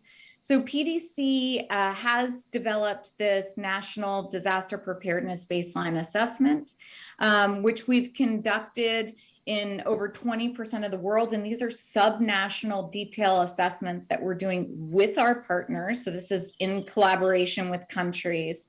And we're really assessing everything from their detailed built environment, their vulnerability. For island states, we're actually looking at logistics capacity and island capacity, and then filtering that through what we're calling a disaster management analysis.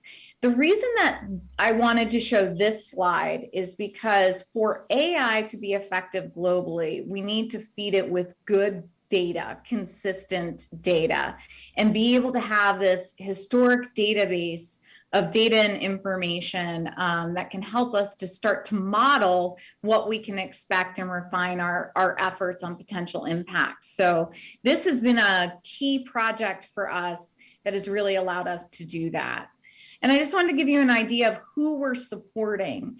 And really, we've got agencies within the US, we've got strong international and regional organizations, and then we're working directly with the national governments themselves to provide, this data and information at the highest levels, but also at the tactical level for decision making. And this is just a glance, but gives you an idea of some of the areas that we're working. And these last two, I just wanted to, since we have such an amazing group within this session and a lot of academics answering a lot of hard questions, I wanted to share with you some of the two items that we've got going on right now. We have a system called Smart Alert and Early Warning. And what we're able to do is provide individuals, so if you register for Disasterware, you can get this, where you can select all the different locations you care about. And we're able to alert you at an advisory, watch, warning for different hazard types of interest. I mean, I get tsunamis because I'm a little too close to the water, but you might care about floods or snow, something I don't have to worry about right now. But really what we're doing with this is refining our hazard alerting by using AI and machine learning to map and better understand exposure areas. So if we've got anyone in the audience that's working on exposure and AI, I'd love to talk to you on that. And then the other one is making sure that we're really focusing on asset protection. And that asset might be the human, but that asset might be also critical infrastructure. You could think of it as an embassy or a refugee camp, a university. And how do we make sure that everything from large earthquakes, tropical cyclones, to those human-induced events like active shooters are getting into the hands of and that we understand the potential impacts. And again, that's going to be happening through some of our efforts under the AI for Humanity. So I'm going to stop there. I'm hopeful, Bill, that I've helped you get back on schedule. Definitely. But I'll take some questions if you have them.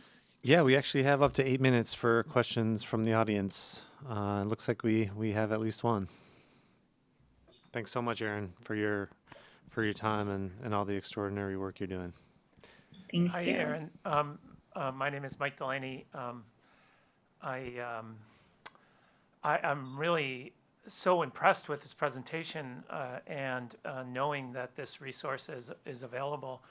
And I particularly am impressed by the inclusion of the local capacity in the model as well. And could you just talk a little bit about what you're bringing in to measure and how you're including that in your formula or for as you look at the vulnerable communities?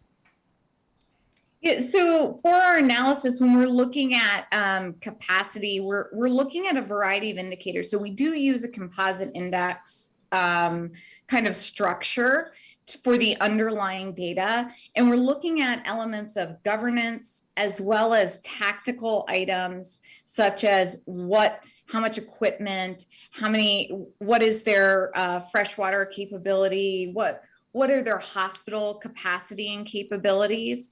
And we do a global assessment if you want to compare countries to countries, but then within the country, we often are working with our stakeholders to redefine what that capacity is. So it's not just the stamped out cookie cutter approach, but one that takes into consideration, for example, in the Bahamas, non-traditional capabilities or capacity, indigenous knowledge, things like they can't evacuate off of some of those islands, but they do have caves.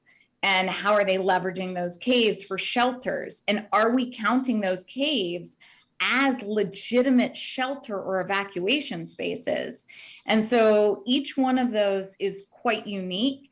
But if you're interested in a specific country and the indicators that were used, we do have those on our website, and all of that data is integrated into the system. Yeah. We'll have one more question. We're just going to get the microphone over. Okay. Thank you, Erin. I just have a question about your system. I wanted to know if you guys are incorporating any markers about the relief efforts that are already there, so things that people are doing to already help the issue. If you have any information about that available. Yes, that's a great question. And actually, I completely skipped over that. But this system allows for interagency data sharing. So for example, if you go in right now to the system and you look at Turkey, you'll be able to see all the situation reports that are coming out of Turkey, coming out of the UN OCHA, World Food Program. And not only that, but we also keep an archive. So if you're doing research, I know many folks were talking about Ian or Irma, Maria, Haiyan, any of these the Haiti earthquake, all of that data is actually centralized for you. So from a research perspective, we've gone through and worked with our partners. And so they're actively and in real time contributing, and then it's maintained. And so it's that historic database where we can see and get the final numbers. So in the end, what was the official number? Or range, which is what we more know on how many people were injured, how many people were killed, what was the total dollar amount. All of that is captured, and then we're using that data as we build out the AI to better understand the potential impacts. But yes, all of the real-time hazard information of the agencies and organizations are in there. Great question. All right. Well, Erin, thanks again so much for your time and all the important work that you're doing. We're finishing a little bit early, but that gives us a couple minutes to set up for the next speaker. Unless there's any other questions for Erin, I think we can give her a big round of applause and say thank you so much. Thank you, and I hope you all get at least a break. Yeah. Aloha. Thanks, Erin. So do we have Laura here? Okay, great. You can come and get set up. Yeah, you can. There's a connector here. That's what I did. I just plugged in my machine. You would also have the option of joining screen sharing in Zoom if you're in the Zoom. I'm not in the Zoom, so maybe I'll just connect to my computer. Okay, great. Looks like we have Ji Hyun online as well. So I'll give you just take your time, get set up. Lunch is going to be upstairs. Looks like Ann has left the room, and I don't remember the name of the room where we'll have lunch off the top of my head. But after this talk by Laura and Ji-hyun, we're going to have one more. And then at 1 p.m., we can all go upstairs and have lunch up there. It's lunch is from Plant City. It's all gluten-free, I think. Definitely all plant-based. So hopefully that works for everyone. You might want to check if you're gluten-free that it definitely is before you quote me on that. So Ji-hyun, do you hear us as well? All right, well, I definitely see you. Do you want to just say hello so we can make sure we have you as well? Nope. I think They're here. They just have to go through the projector if you want to hear them. So Okay. have a presenter in the room right now. I can switch them on screen if you want them, but they're here with us. Okay, I got it. So when it's time for Jihyun to present or talk, we'll just switch over the audio track. So we won't be able to hear you, just so you know, Jihyun, until we switch over to you officially, because the mic will be here in the room. But hopefully we'll hear you all right when the time is right. So then, Laura, you'll be starting. So without further ado, thanks to our next tandem of speakers, Jihyun Janelle Lee from Google and Stanford, and Laura Keene, who's a senior manager at Give Directly. And they'll be talking to us about AI-powered improvements to disaster response. This is a case study from Hurricane Ian. So thank you so much, Laura and Jihyun. Sure, perfect. Really lovely to meet everyone today. Thanks so much for having me. So I work for the organization Give Directly. Give Directly is an organization that specializes in giving unconditional cash to people living in poverty. It's the only thing we do. We work in 11 different countries, including in the United States. And in the United States, I oversee our emergency relief and disaster response portfolio. So I'm happy to give the perspective of the end user of some of this AI targeting that we've been seeing today. And then my colleague Jihyun from Google will be the second part of this presentation and will be introducing herself and talking more in depth about the AI that we used in our response to Hurricane Ian. So I wanted to just start by laying out some of the main challenges that humanitarian actors face in the wake of disasters when seeking to administer aid. And I know everyone here is very attuned to this, so I won't belabor these points, but the first is, in a world of finite resources, how do we ensure that we are targeting our aid to the individuals that need it the most, especially when access to aid often privileges those who have the time, resources, knowledge, and wherewithal to apply for it, while less resourced individuals might have skepticism or mistrust of the systems through which aid is administered. They might not know how to apply, and they also might face logistical challenges with getting childcare, getting time off work that might be needed to actually access a disaster assistance center. So a challenge for us is thinking about how we can quickly and ethically identify individuals most in need of our assistance. The second big design challenge is around timing.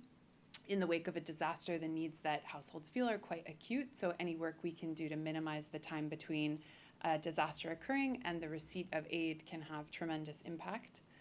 And then finally, efficiency. So I think when a disaster occurs, there's often a lovely charitable impulse among people and businesses, and the first inclination they have is often to donate things.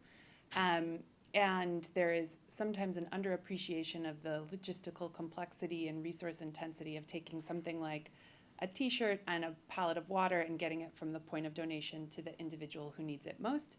And that's why Give Directly loves cash. It doesn't have storage costs. It is very quick for us to deliver, and it allows people to satisfy very heterogeneous needs.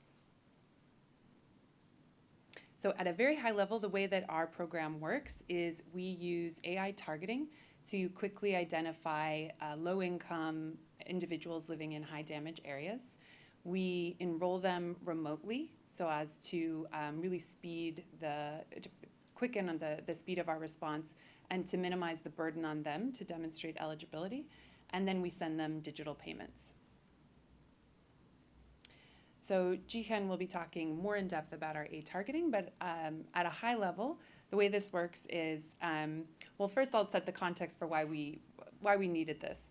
So we Give Directly responded in 2017 to Hurricane Maria in Puerto Rico, which was a devastating hurricane. And I was not at the organization at the time, but my colleagues deployed to the island to try to figure out where the most vulnerable communities were who had been worst impacted by the disaster.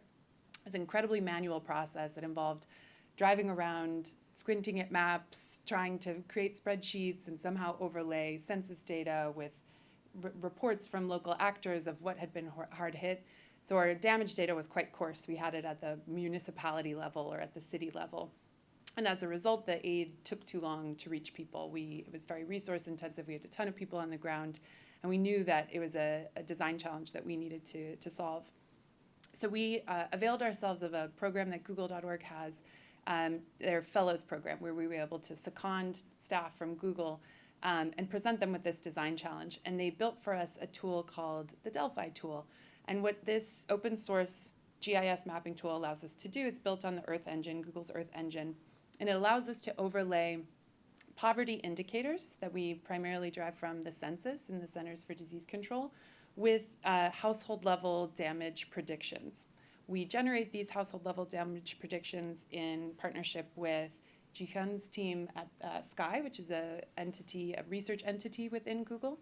At a very high level, what this looks like is we take aerial imagery captured by the National Oceanic and Atmospheric Administration in the wake of hurricanes. We label a subset of the buildings in those images as damaged or undamaged, and then Sky's team is able to use their algorithm to predict household level damage across the entire data set. We are then able to upload all of these different data sets to the Delphi tool and very quickly visualize high damage, high poverty areas. So I have just spent the preceding few minutes trying to convince you that both GiveDirectly and I are rather tech savvy, but I failed spectacularly to embed a video into this presentation that I recorded of the Delphi tool in action. So instead, I hope you will be dazzled by these screenshots. This is just to give you a sense of what this tool looks like from the end user perspective. So my team at GiveDirectly, we are the ones that use this tool. The Delphi tool aggregates this information for us at the census block group level, which is about 1,000 households, 600 to 3,000 people, I think is how many are usually in a census block group. And so we're able to see the SNAP percentage, so the percentage of households that are receiving government food assistance, how many buildings within the total set of buildings are damaged, the median income, the social vulnerability index. Really, we can upload any data sets that we would find valuable. We also have the ability to set different thresholds. So we can say we only want to see census block groups where poverty, at least 20% of households are enrolled in SNAP and at least 10% of buildings are damaged. And we can toggle those as fits our program. And it returns census block groups to us and also allows us to very easily visualize this damage. And this tool has been tremendously helpful at helping us to close gaps in our response. So this is an image from Hurricane Harvey, which hit Texas in 2017. And you can see that there's this discontinuous area of Port Arthur over on the right that was largely excluded from the receipt of aid, including by my organization, because so many efforts were focused on Houston. And what the Delphi tool allows us to do is to make sure that we are not omitting areas like this, because we found later it was an incredibly hard-hit area and also very low income and could have benefited tremendously from receipt of aid.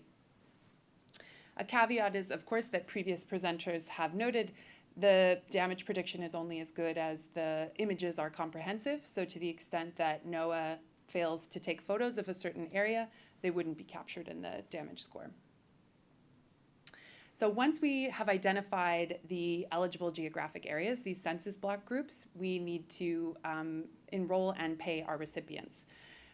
So for that, we partnered with the company Propel, which has an app called Providers. Providers is an app for low-income households to manage their government benefits. Originally, it was very focused on SNAP benefits, federal food assistance. So when SNAP recipients want to know their balance, previously they needed to call a 1-800 number to know how many funds they had left. So Propel created this app to create almost a digital banking experience for government benefit recipients. So we know that the users of this app are low income because they're currently enrolled in SNAP, and we also know where they're located. So what we're able to do, and I'll give you a little bit of info on their user base. So they have 6 million users. They're geographically widespread. They represent about 1 in 3 households receiving SNAP. And they also have a debit card, a debit product that is designed for the needs of low-income households. So what we were able to do is send Propel a list of these census block groups that are eligible. They're able to identify their users that are in these census block groups. Those users are presented with a banner in their app inviting them to enroll in our program. The process takes 3 minutes, doesn't require them to demonstrate any eligibility. And then once they have opted into the program, they receive the money directly to their mobile banking accounts within 24 hours. So this really solved our two big design goals of minimizing the time and reducing the burden on recipients to demonstrate eligibility. I'm sure some of you are thinking about the individuals that we're not reaching through this model, and I'm happy to talk about that at the end, for example, individuals who don't have smartphones, but I'll leave that until the end. I want to contrast that timeline with some of the previous responses that GiveDirectly has led. So often, and not only GiveDirectly, many humanitarian actors, the process for determining eligibility is very manual, very analog, lots of interviews, in-person scoping trips, assessments, and this can take weeks, much time to get together documentation, to verify eligibility. In contrast, for our response to Hurricane Ian in Florida, we were able to deliver our first payments 1 week after the storm made landfall. And one of the biggest delays we face is waiting for NOAA to release the aerial imagery, which often takes 1 to 3 days and can be contingent on cloud cover, not having clouds in the sky. So as a result, we were able to run 2 fully remote simultaneous responses in Puerto Rico and in Florida to Hurricanes Fiona and Ian, and ultimately identified, enrolled, and paid 4,748 low-income households and delivered over $3.3 million fully remotely to those households. So with that, I will pass it over to Ji-hyun to talk more about the AI targeting in particular that we used for this response. Yeah, thanks, Laura. Hi, everyone. I'm Ji-hyun. I'm currently a researcher at Google working on Sky, which focuses on machine learning for disaster relief. My background is I got my BS and MS in computer science at Stanford, where I worked with Professor Stefano Erman at the Sustain Lab. And my flavor of research has been using noisy image data sources to make meaningful predictions, and more recently developing models that can generalize to unseen domains. I came to Sky to work on this research because it has, those flavors, and we get to work with the people who understand what is really needed beyond the technology to help people. So with that, what does the Sky team do? Well, at a high level, we train a machine learning model to detect building damage automatically from remote sensing data, specifically satellite imagery. And we partner with GiveDirectly and other organizations like the UN World Food Program. I can't see if we're going to the right slide. Oh, should I be sharing? Yeah, we haven't seen any of your slides yet. Sorry about that. Okay, let me go ahead and share. I wish I could be there in person, but also I recently was sick, so I think it's... It looks like you're starting to screen share. There it is. Yep, we see your slides now. But we may have lost your audio feed. I think she's muted. Maybe you're muted, Ji-hyun.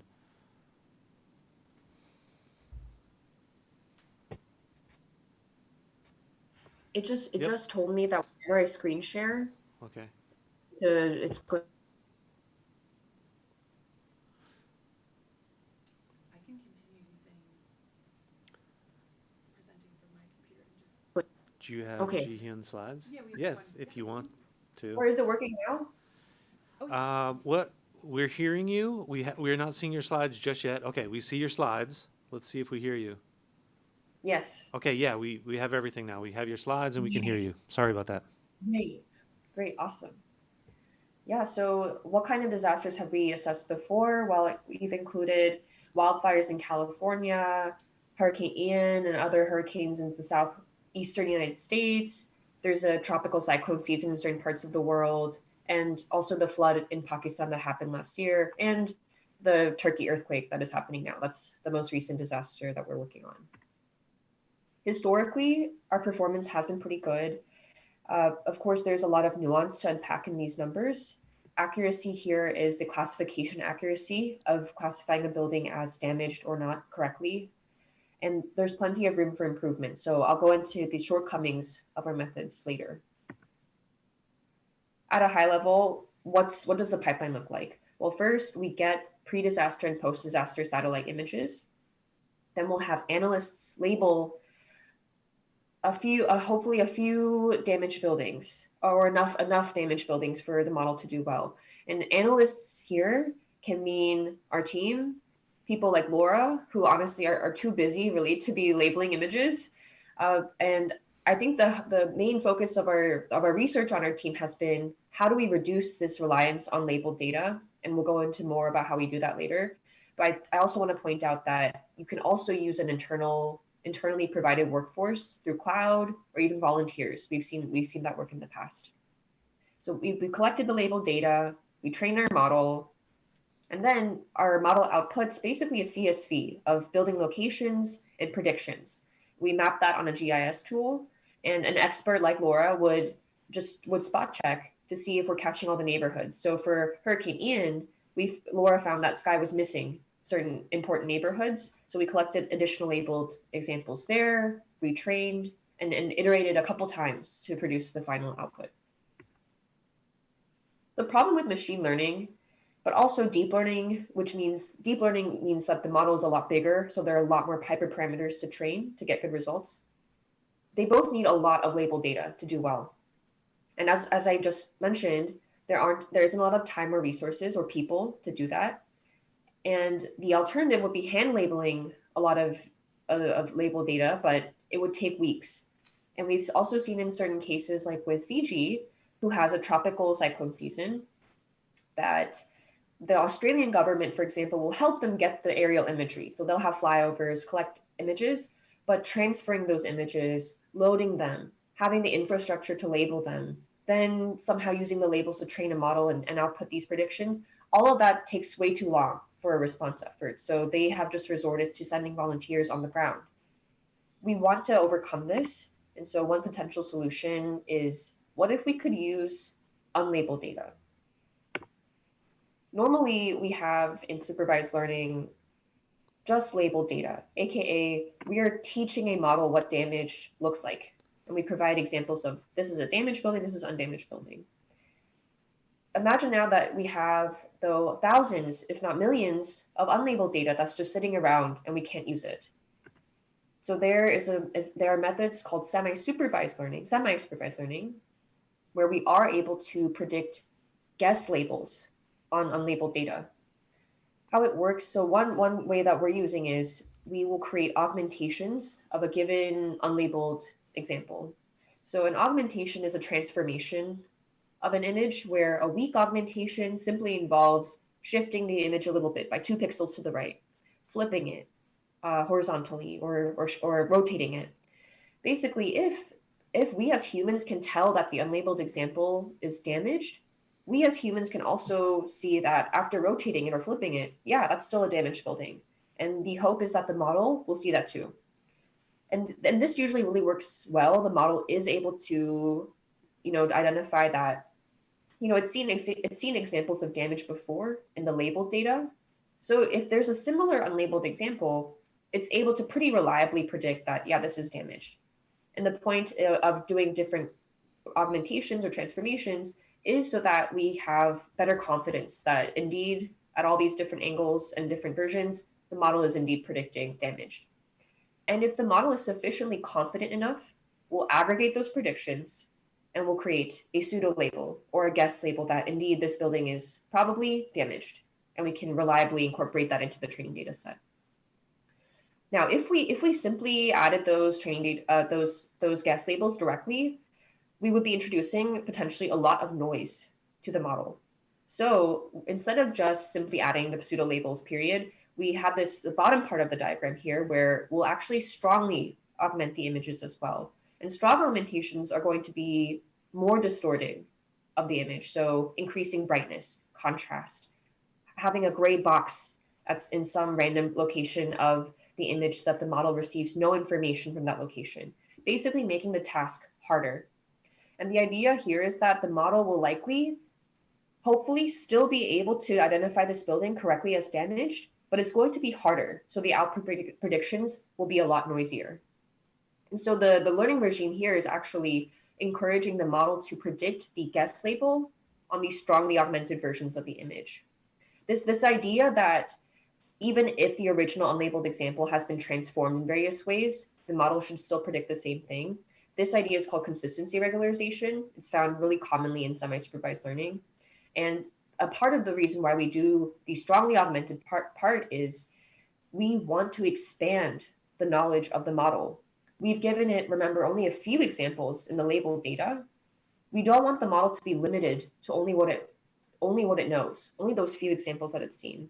We want it to be able to expand to different types of damage that it's never seen before, or damage, or what damage visually looks like that was not provided by humans.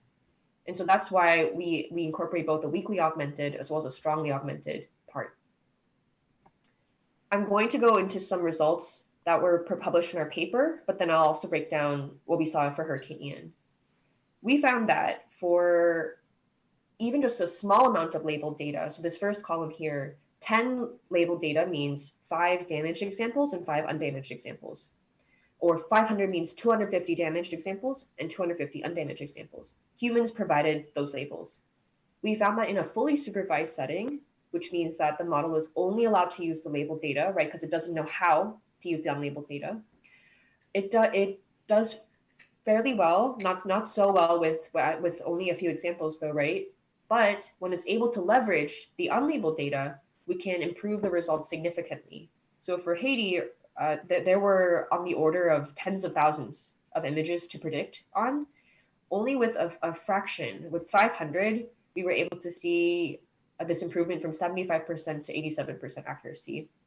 And for the Santa Rosa wildfire, we noticed that even with just 10 examples, we're able to approach 100% accuracy compared to the fully supervised setting, which is falling short. So let's go through some examples for Hurricane Ian. The damage here we are going to define as buildings that have clear structural damage that we can see from aerial imagery. So these are some examples where, before, I'm looking at the bottom left here, before the building is intact, then after we see part of the roof has been damaged, there's debris lying around. And yeah, you can see some more examples on the right. The accuracy that we saw for Hurricane Ian was around 80%. And the accuracy here is how many of the machine predictions for damaged or undamaged buildings are correct versus the human predictions that where we know the answer. We also calculated some precision and recall, where precision means how many of the machine predictions for damaged buildings are actually correct. And recall is, of all the buildings that are actually damaged, how many did the machine get correct? So, plenty of room for improvement here, but I think that, with help from experts like Laura, who can help us get data from the neighborhoods that we're missing or to help correct mistakes, I think with additional iterations, we're able to improve the results and hopefully be able to cover a lot more area, right? Even if we know, that there will be some accuracy will fall short for certain areas, at least we can get them quickly without a human having to manually identify all the damaged buildings. So here's some views of different neighborhoods. This is North Fort Myers, and the red dots here are identifying damaged buildings. I know the buildings are very tiny, it can be hard to see, but we make mistakes. Sometimes we're overconfident, the model is overconfident. And in other cases, we're able to identify like the roof is missing, there is debris around the building. This is Port Charlotte. And these, I will include these as part of the slides so that people can take a closer look. In conclusion, I think the role of Sky is that the value of Sky is that we can leverage unlabeled data to predict damage accurately across an entire disaster area. And because we only are requiring a small amount of labeled data, and hopefully even smaller in the future, we can accelerate the process of generating assessments to a few hours as opposed to weeks or months. We also are very excited that Sky, we open sourced Sky and we link the GitHub repo here. And the hope is that eventually organizations can run the whole entire pipeline on their own data in-house completely. And yeah, finally, the active research that we have going on is how do we minimize this need for labeled data further and pick the most informative examples. And with that, thank you. Thank you, Jihyun. So we have about 6 minutes for questions for Jihyun and Laura. If it's all right, maybe I'll start with a question that's probably more on Laura's side of things. So it sounds like the bottleneck right now is getting the aerial imagery, which takes a while, right? But let's say that we're solved and we got closer to helping folks in real time with these micro grants. What's the right micro payments? Cash payments. How does that kind of confront some of the issues that Nick talked about, if you caught his talk at the beginning of the day, which is folks not having maybe even a connected device that's working, networks being burdened. So you talked about the Propel's Providers app, right? Which sounds really fabulous. But have you thought about a world where folks can't download an app, may not have access to Wi-Fi in real time, and what are some of the things you're thinking about as you get a little closer to that? Yes, absolutely. So the remote program definitely privileges those who have smartphones, are enrolled or eligible for SNAP, and have the tech savvy to be operating an app. And so we're very aware, attuned to those exclusions or downsides. And so we typically try to complement these types of models that seek to get aid to the sort of lowest hanging fruit as quickly as possible. And then we reserve our more manual in-person response for more vulnerable, marginalized populations who might not be able to avail themselves of that technology.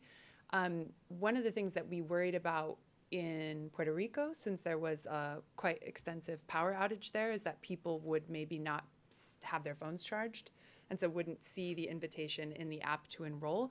We found, I did an on-the-ground trip there and found that was not the case. People were, they were charging their phones in their cars. They were going to different power stations, so that wasn't an issue. And cell coverage was actually pretty good at the time. I think in the immediate days, if we ever did want to do a response that was, next day, something like that, we would certainly face more of those issues with cell coverage. One other thing we think a lot about is the fact that we're paying people digitally. They have physical and digital debit cards. So always want to assess whether there is actually a means for them to spend those funds and cash the money out. So if power is out, it's much more challenging to take money out of an ATM. Oftentimes they'll bring in trucks that have generator-powered ATMs or means for people to get money out. In both Florida and Puerto Rico, we found that people were not struggling to access their funds once we had delivered them. Wow, thank you. We have probably 3 more minutes left. If anyone else has a question, looks like the microphones are making their way through the audience to someone with a question. And I see Suka's joined us for the talk that follows this one. Yes. Yeah. First of all, it's a great model. I'm really super impressed. And I love the targeting and the timeline. And I think I have a lot of questions, but just in terms of like the amount, how do you select the amount,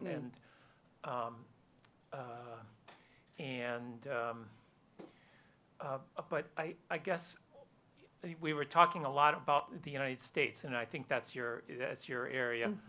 And this much of the data that you're using to determine your targets based on data that necessarily wouldn't be available in other parts of the world. And so could you just say a few words about that? Yeah, actually we have found, so Give Directly works in 11 countries, as I mentioned, and the bulk of our work is done internationally.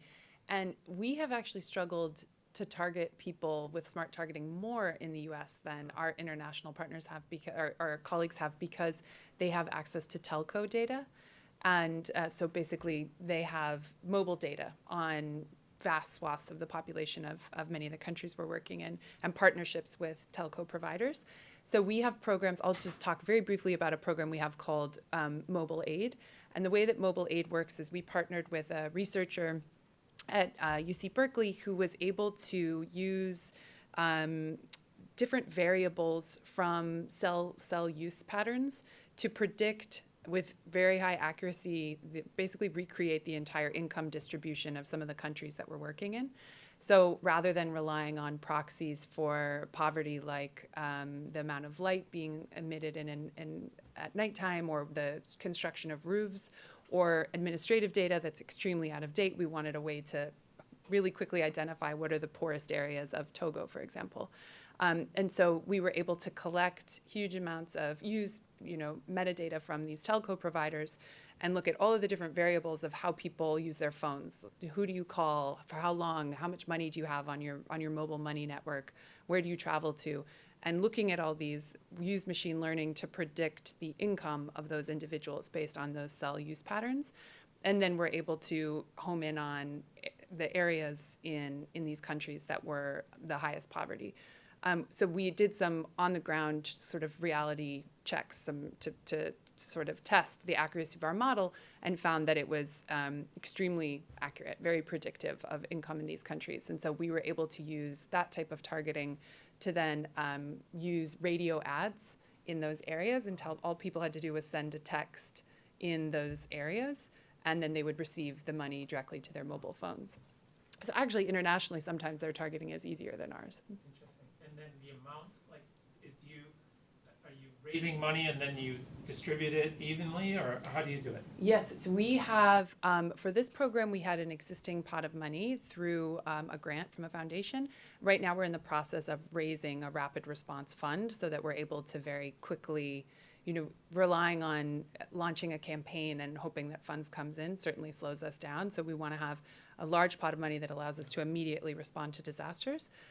The transfer size we determine by, we think about all of the different, the baskets of goods that individuals might need in different scenarios. So what might you need in the immediate wake of a storm? What would you need 2 or 3 weeks out? We're also trying to figure out how to potentially do anticipatory action in the US. So that basket of goods might be more focused on evacuation, hotels, gas for your car. And then think about what kind of inflationary pressures might exist in a post-disaster setting, and then use that to approximate to the best of our ability what would be a defensible transfer size. We typically keep them the same regardless of the household size, just for clarity of operations and minimizing community tension. It's usually easier to just explain there's one transfer size and this is how we came to it. We actually found for this response the transfer was probably too low. I think always recipients are going to tell us that more is more. But I think with the inflation being what it is right now, and the high cost of gas, which is often the main thing that people were trying to do is power generators, that we should, especially in the US, always err on the side of having the transfer a bit higher. Excellent. Great questions. All right, Laura and Ji-hyun, thank you so much for joining us and for the important work that you've been doing. Really appreciate it. So before we go to Suk for our last talk, after this talk, we're going to head upstairs. And Anne, what's the name of the room again? Hi, we're going to go to the Kim Koo Library, which is on the 3rd floor. So you're going to go down the hall, up the stairs, or up these stairs, and then down the hall. And it's quite a nice space. There's lots of food. We have quite a few people who registered to be here in person who are watching online, so we get more goodies. So please join us for lunch after this. And thank you so much for powering through. Thank you. So finally, we have Suk Singh, who is a lab manager at UC Berkeley's Disaster Lab. And Suk will be talking about avoiding AI disaster by building AI tools with people in mind. Welcome, Suk. Thank you so much for joining us. Thank you so much for having me, Bill. I'm really sad that I'm going to miss out on all the extra food that you guys have over there. Sorry, I couldn't be there in person. I'm an expert at really helping with those kinds of situations. But let me go ahead and get started. I'll share my screen and we can jump right into this. Yep. Can you guys see this? Yep, good. All right, go ahead and just kick things off. Today I'll be talking specifically about how we can all, develop some more empathy as we do develop these tools for first responders. As the lab manager for Disaster Lab for the last 2 years, I've had the pleasure of working closely with Marin County Fire as well as other local fire agencies.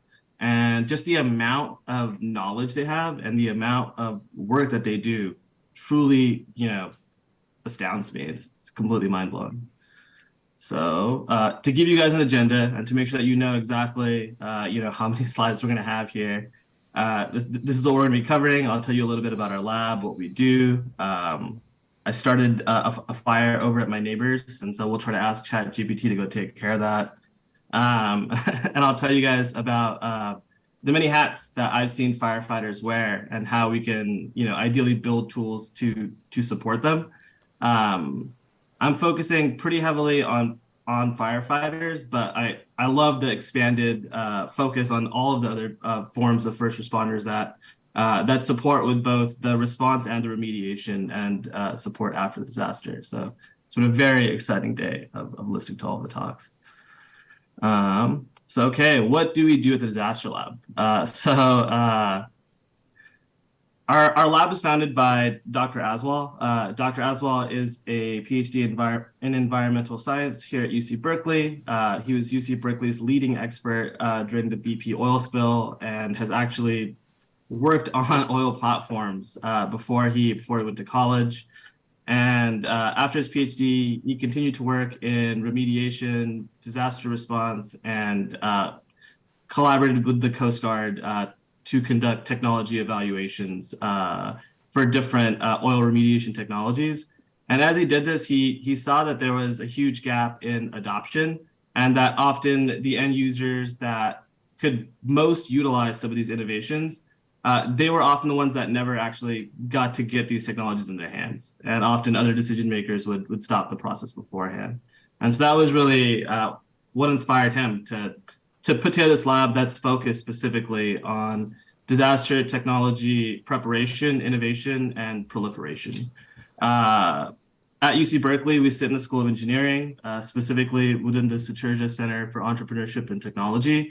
Our goal is to support student groups, grad students, you name it, to find a problem, solve that problem, and develop that into a business. And so having access to first responders such as firefighters or Department of Defense, all of those kind of give us the opportunities where these technology companies, these students, and these researchers can go out and actually see what their ideas look like in the field. They can develop that empathy early and validate or invalidate their hypothesis before they invest a lot of time and energy into building something for a role in a world that they very likely don't understand. I can definitely say that I did not understand the amount of the wide range of work that firefighters are expected to do. They really are all response. In addition to supporting these technology companies and research groups and getting these field opportunities, we also teach a course in the School of Engineering on disaster innovation and technology development. Pretty much, it's a course to teach students how to develop startups in the disaster space. We teach them how to analyze and understand problems. We connect them with mentors that are first responders. And essentially, they go through some version of the Berkeley entrepreneurship method and the lean startup method to quickly develop a minimum viable product and pitch it by the end of the class. 4 of the student groups that came out of our class actually did do AI and ML related projects, and 2 of them are actually continuing on.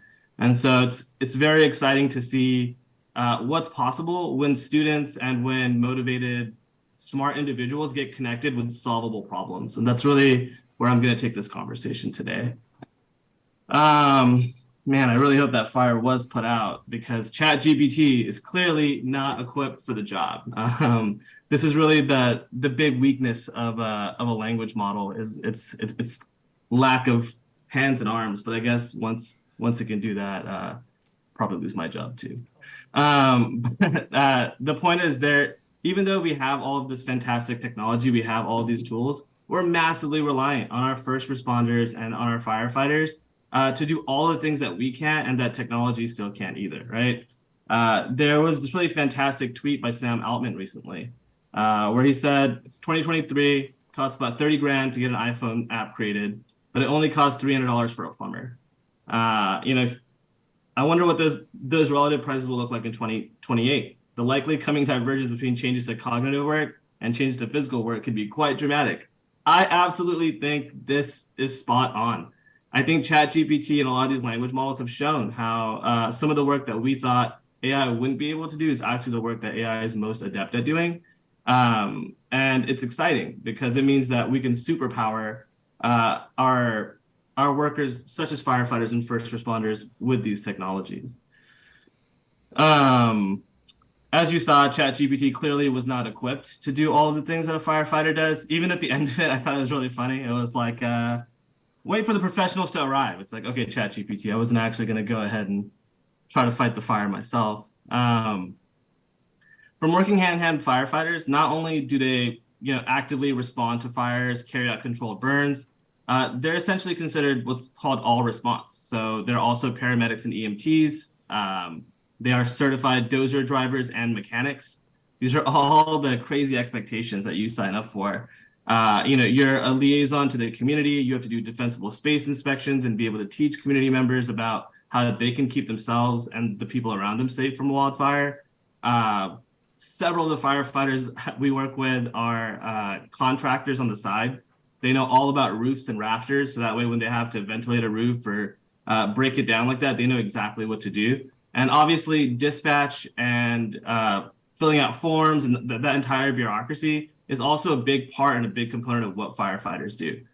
The amount of times that I see BCs, battalion chiefs, or fire chiefs just completely inundated in paperwork, it's definitely more often than not.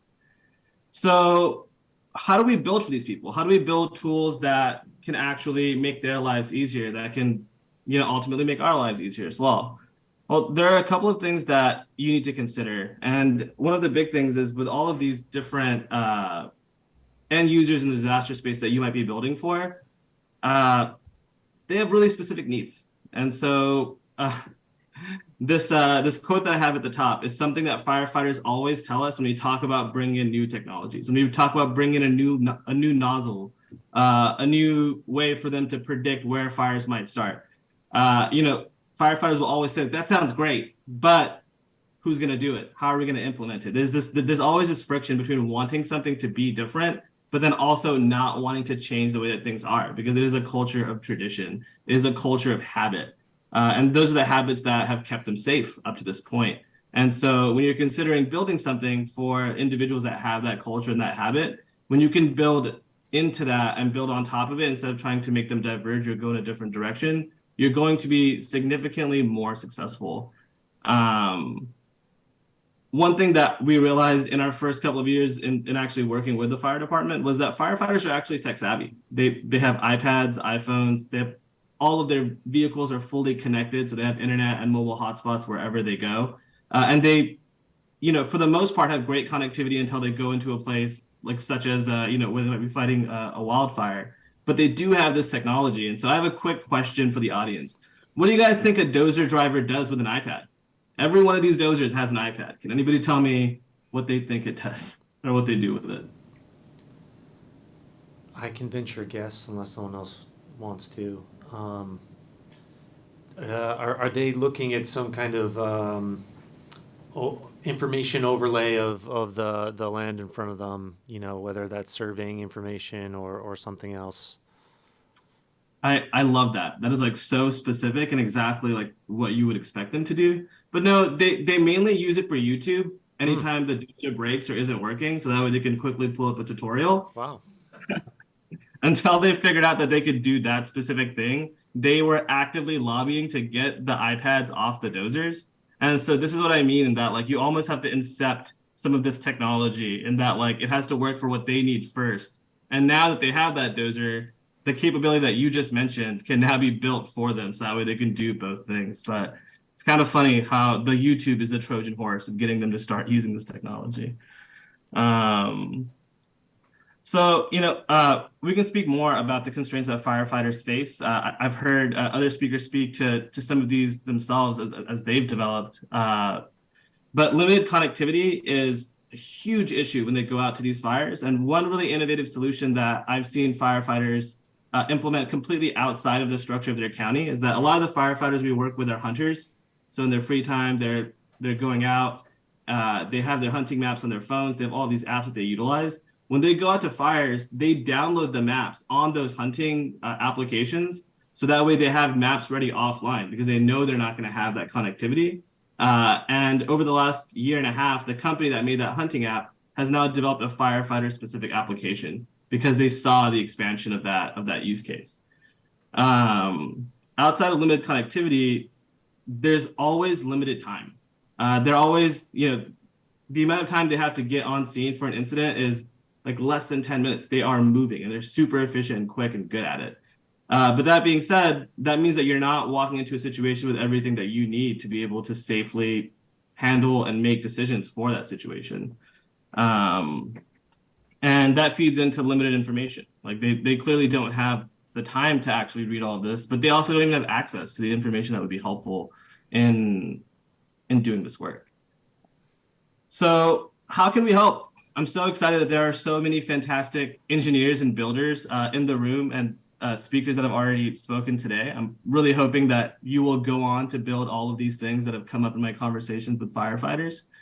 But I'm just going to go ahead and list off and kind of tell you a couple of stories about tools that need to be built and why we need them. The first consideration is when you are building AI or AI tools or something that requires machine learning that's normally done in the cloud, thinking about how you can offload that and have that happen on the client side. So that way, just like with the maps, a firefighter, someone that's going off scene could download that model or download the last version of that data before going into that situation and still utilize it. This is something that we all need to consider. I think in the world of 5G and in the world of connectivity, Wi-Fi everywhere, more and more happens in the cloud, which is great, but it really kind of it doesn't allow for accommodation for this use case. Often what you hear of is like either the cloud or edge processing with like a different device, but we all have little edge processors in our hands. They have all of their devices that have the computing power to probably run your model. And so thinking about how you can make it available offline is extremely important. And I know I've heard this in other talks today. Natural language processing, I think, presents probably one of the largest opportunities and probably the most amount of the largest bank of data that every department is going to have for you to work from. Firefighters communicate via radios when they're responding to calls. And obviously dispatch takes in all of the phone calls and everything is recorded. If we could have a model that could literally analyze these conversations, connect it to dispatch calls, and provide summaries as firefighters arrive on scene, that helps us solve some of those limitations and constraints that we spoke about earlier. That buys them time and that gives them an easy to digest, ideally like a one-pager. That's really where I think a lot of these tools can be useful in summarizing and anecdoting things in a way where they're going to be able to get more out of less. During large wildfires, there's always an incident command station. There's always an incident commander that's in charge. And this individual is tasked with making decisions about how to literally manage everybody on scene. This can often mean multiple fire departments. This can often mean state officials, potentially federal officials, and being tasked with processing all that information and making those decisions is a huge burden. I've had battalion chiefs and fire chiefs tell me over and over again that what they ideally want when they talk about AI and ML, what they want is something that will pre-make decisions for them. They want something else to sift through and condense all of the information that they have no bandwidth to be able to digest and utilize that to pre-make decisions and explain to them why each of these decisions could be a good idea. That would greatly reduce the headache that they're experiencing day to day, the stress they're experiencing day to day, but also it would make for better, more consistent decisions as well. Because as you can tell from what we saw earlier, firefighting is exhausting work. Okay. So these are really my three little tips for how to make sure that your tool will not be a disaster. And if there's anything that our lab can do to help connect you with anyone that you need to make sure that all of these things can happen, please let me know. We are more than happy to do that.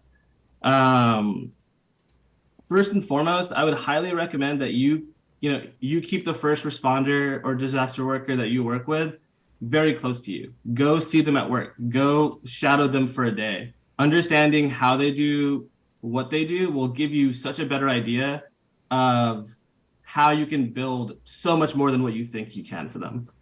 You'll find all kinds of opportunities by literally spending that time with them instead of spending time making assumptions about what they need. If you do that, come up with an MVP based on that, you now have the ability to continue to work with them and iterate that solution so that it actually fits into the way that they already do their work. We talked about this earlier that, fire service, military, all of these different organizations, they're based on habit because habit works really well. There's a reason that, they do the same thing every single morning when they hand off the station from one group to another, because it makes sure that everything is ready for that next group. We often see researchers and technology groups have these really strong assumptions about how they think firefighters are going to use their technology. And because they have those strong assumptions, they can't let them go. So even when they're interacting with a firefighter and a firefighter is literally telling them what's wrong with it, they're not listening because they're too stuck in their assumption. So if you take it from the other direction and really kind of build with them, it allows you to make sure that you don't build up those assumptions and you're not too far away from the problem that you're trying to solve for them.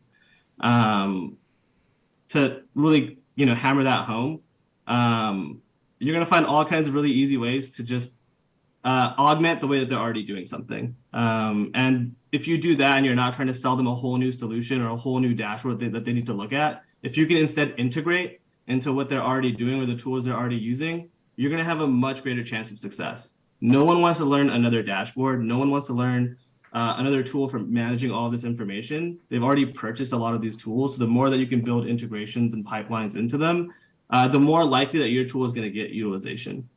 The last reason I highly recommend that all of you spend time at your fire stations, with at your military bases, at your fish and wildlife, whatever you can, go and meet these civic individuals that are serving our country, because they have so much value to provide to you, and they will give you so much that you can utilize to build world-changing AI and ML tools.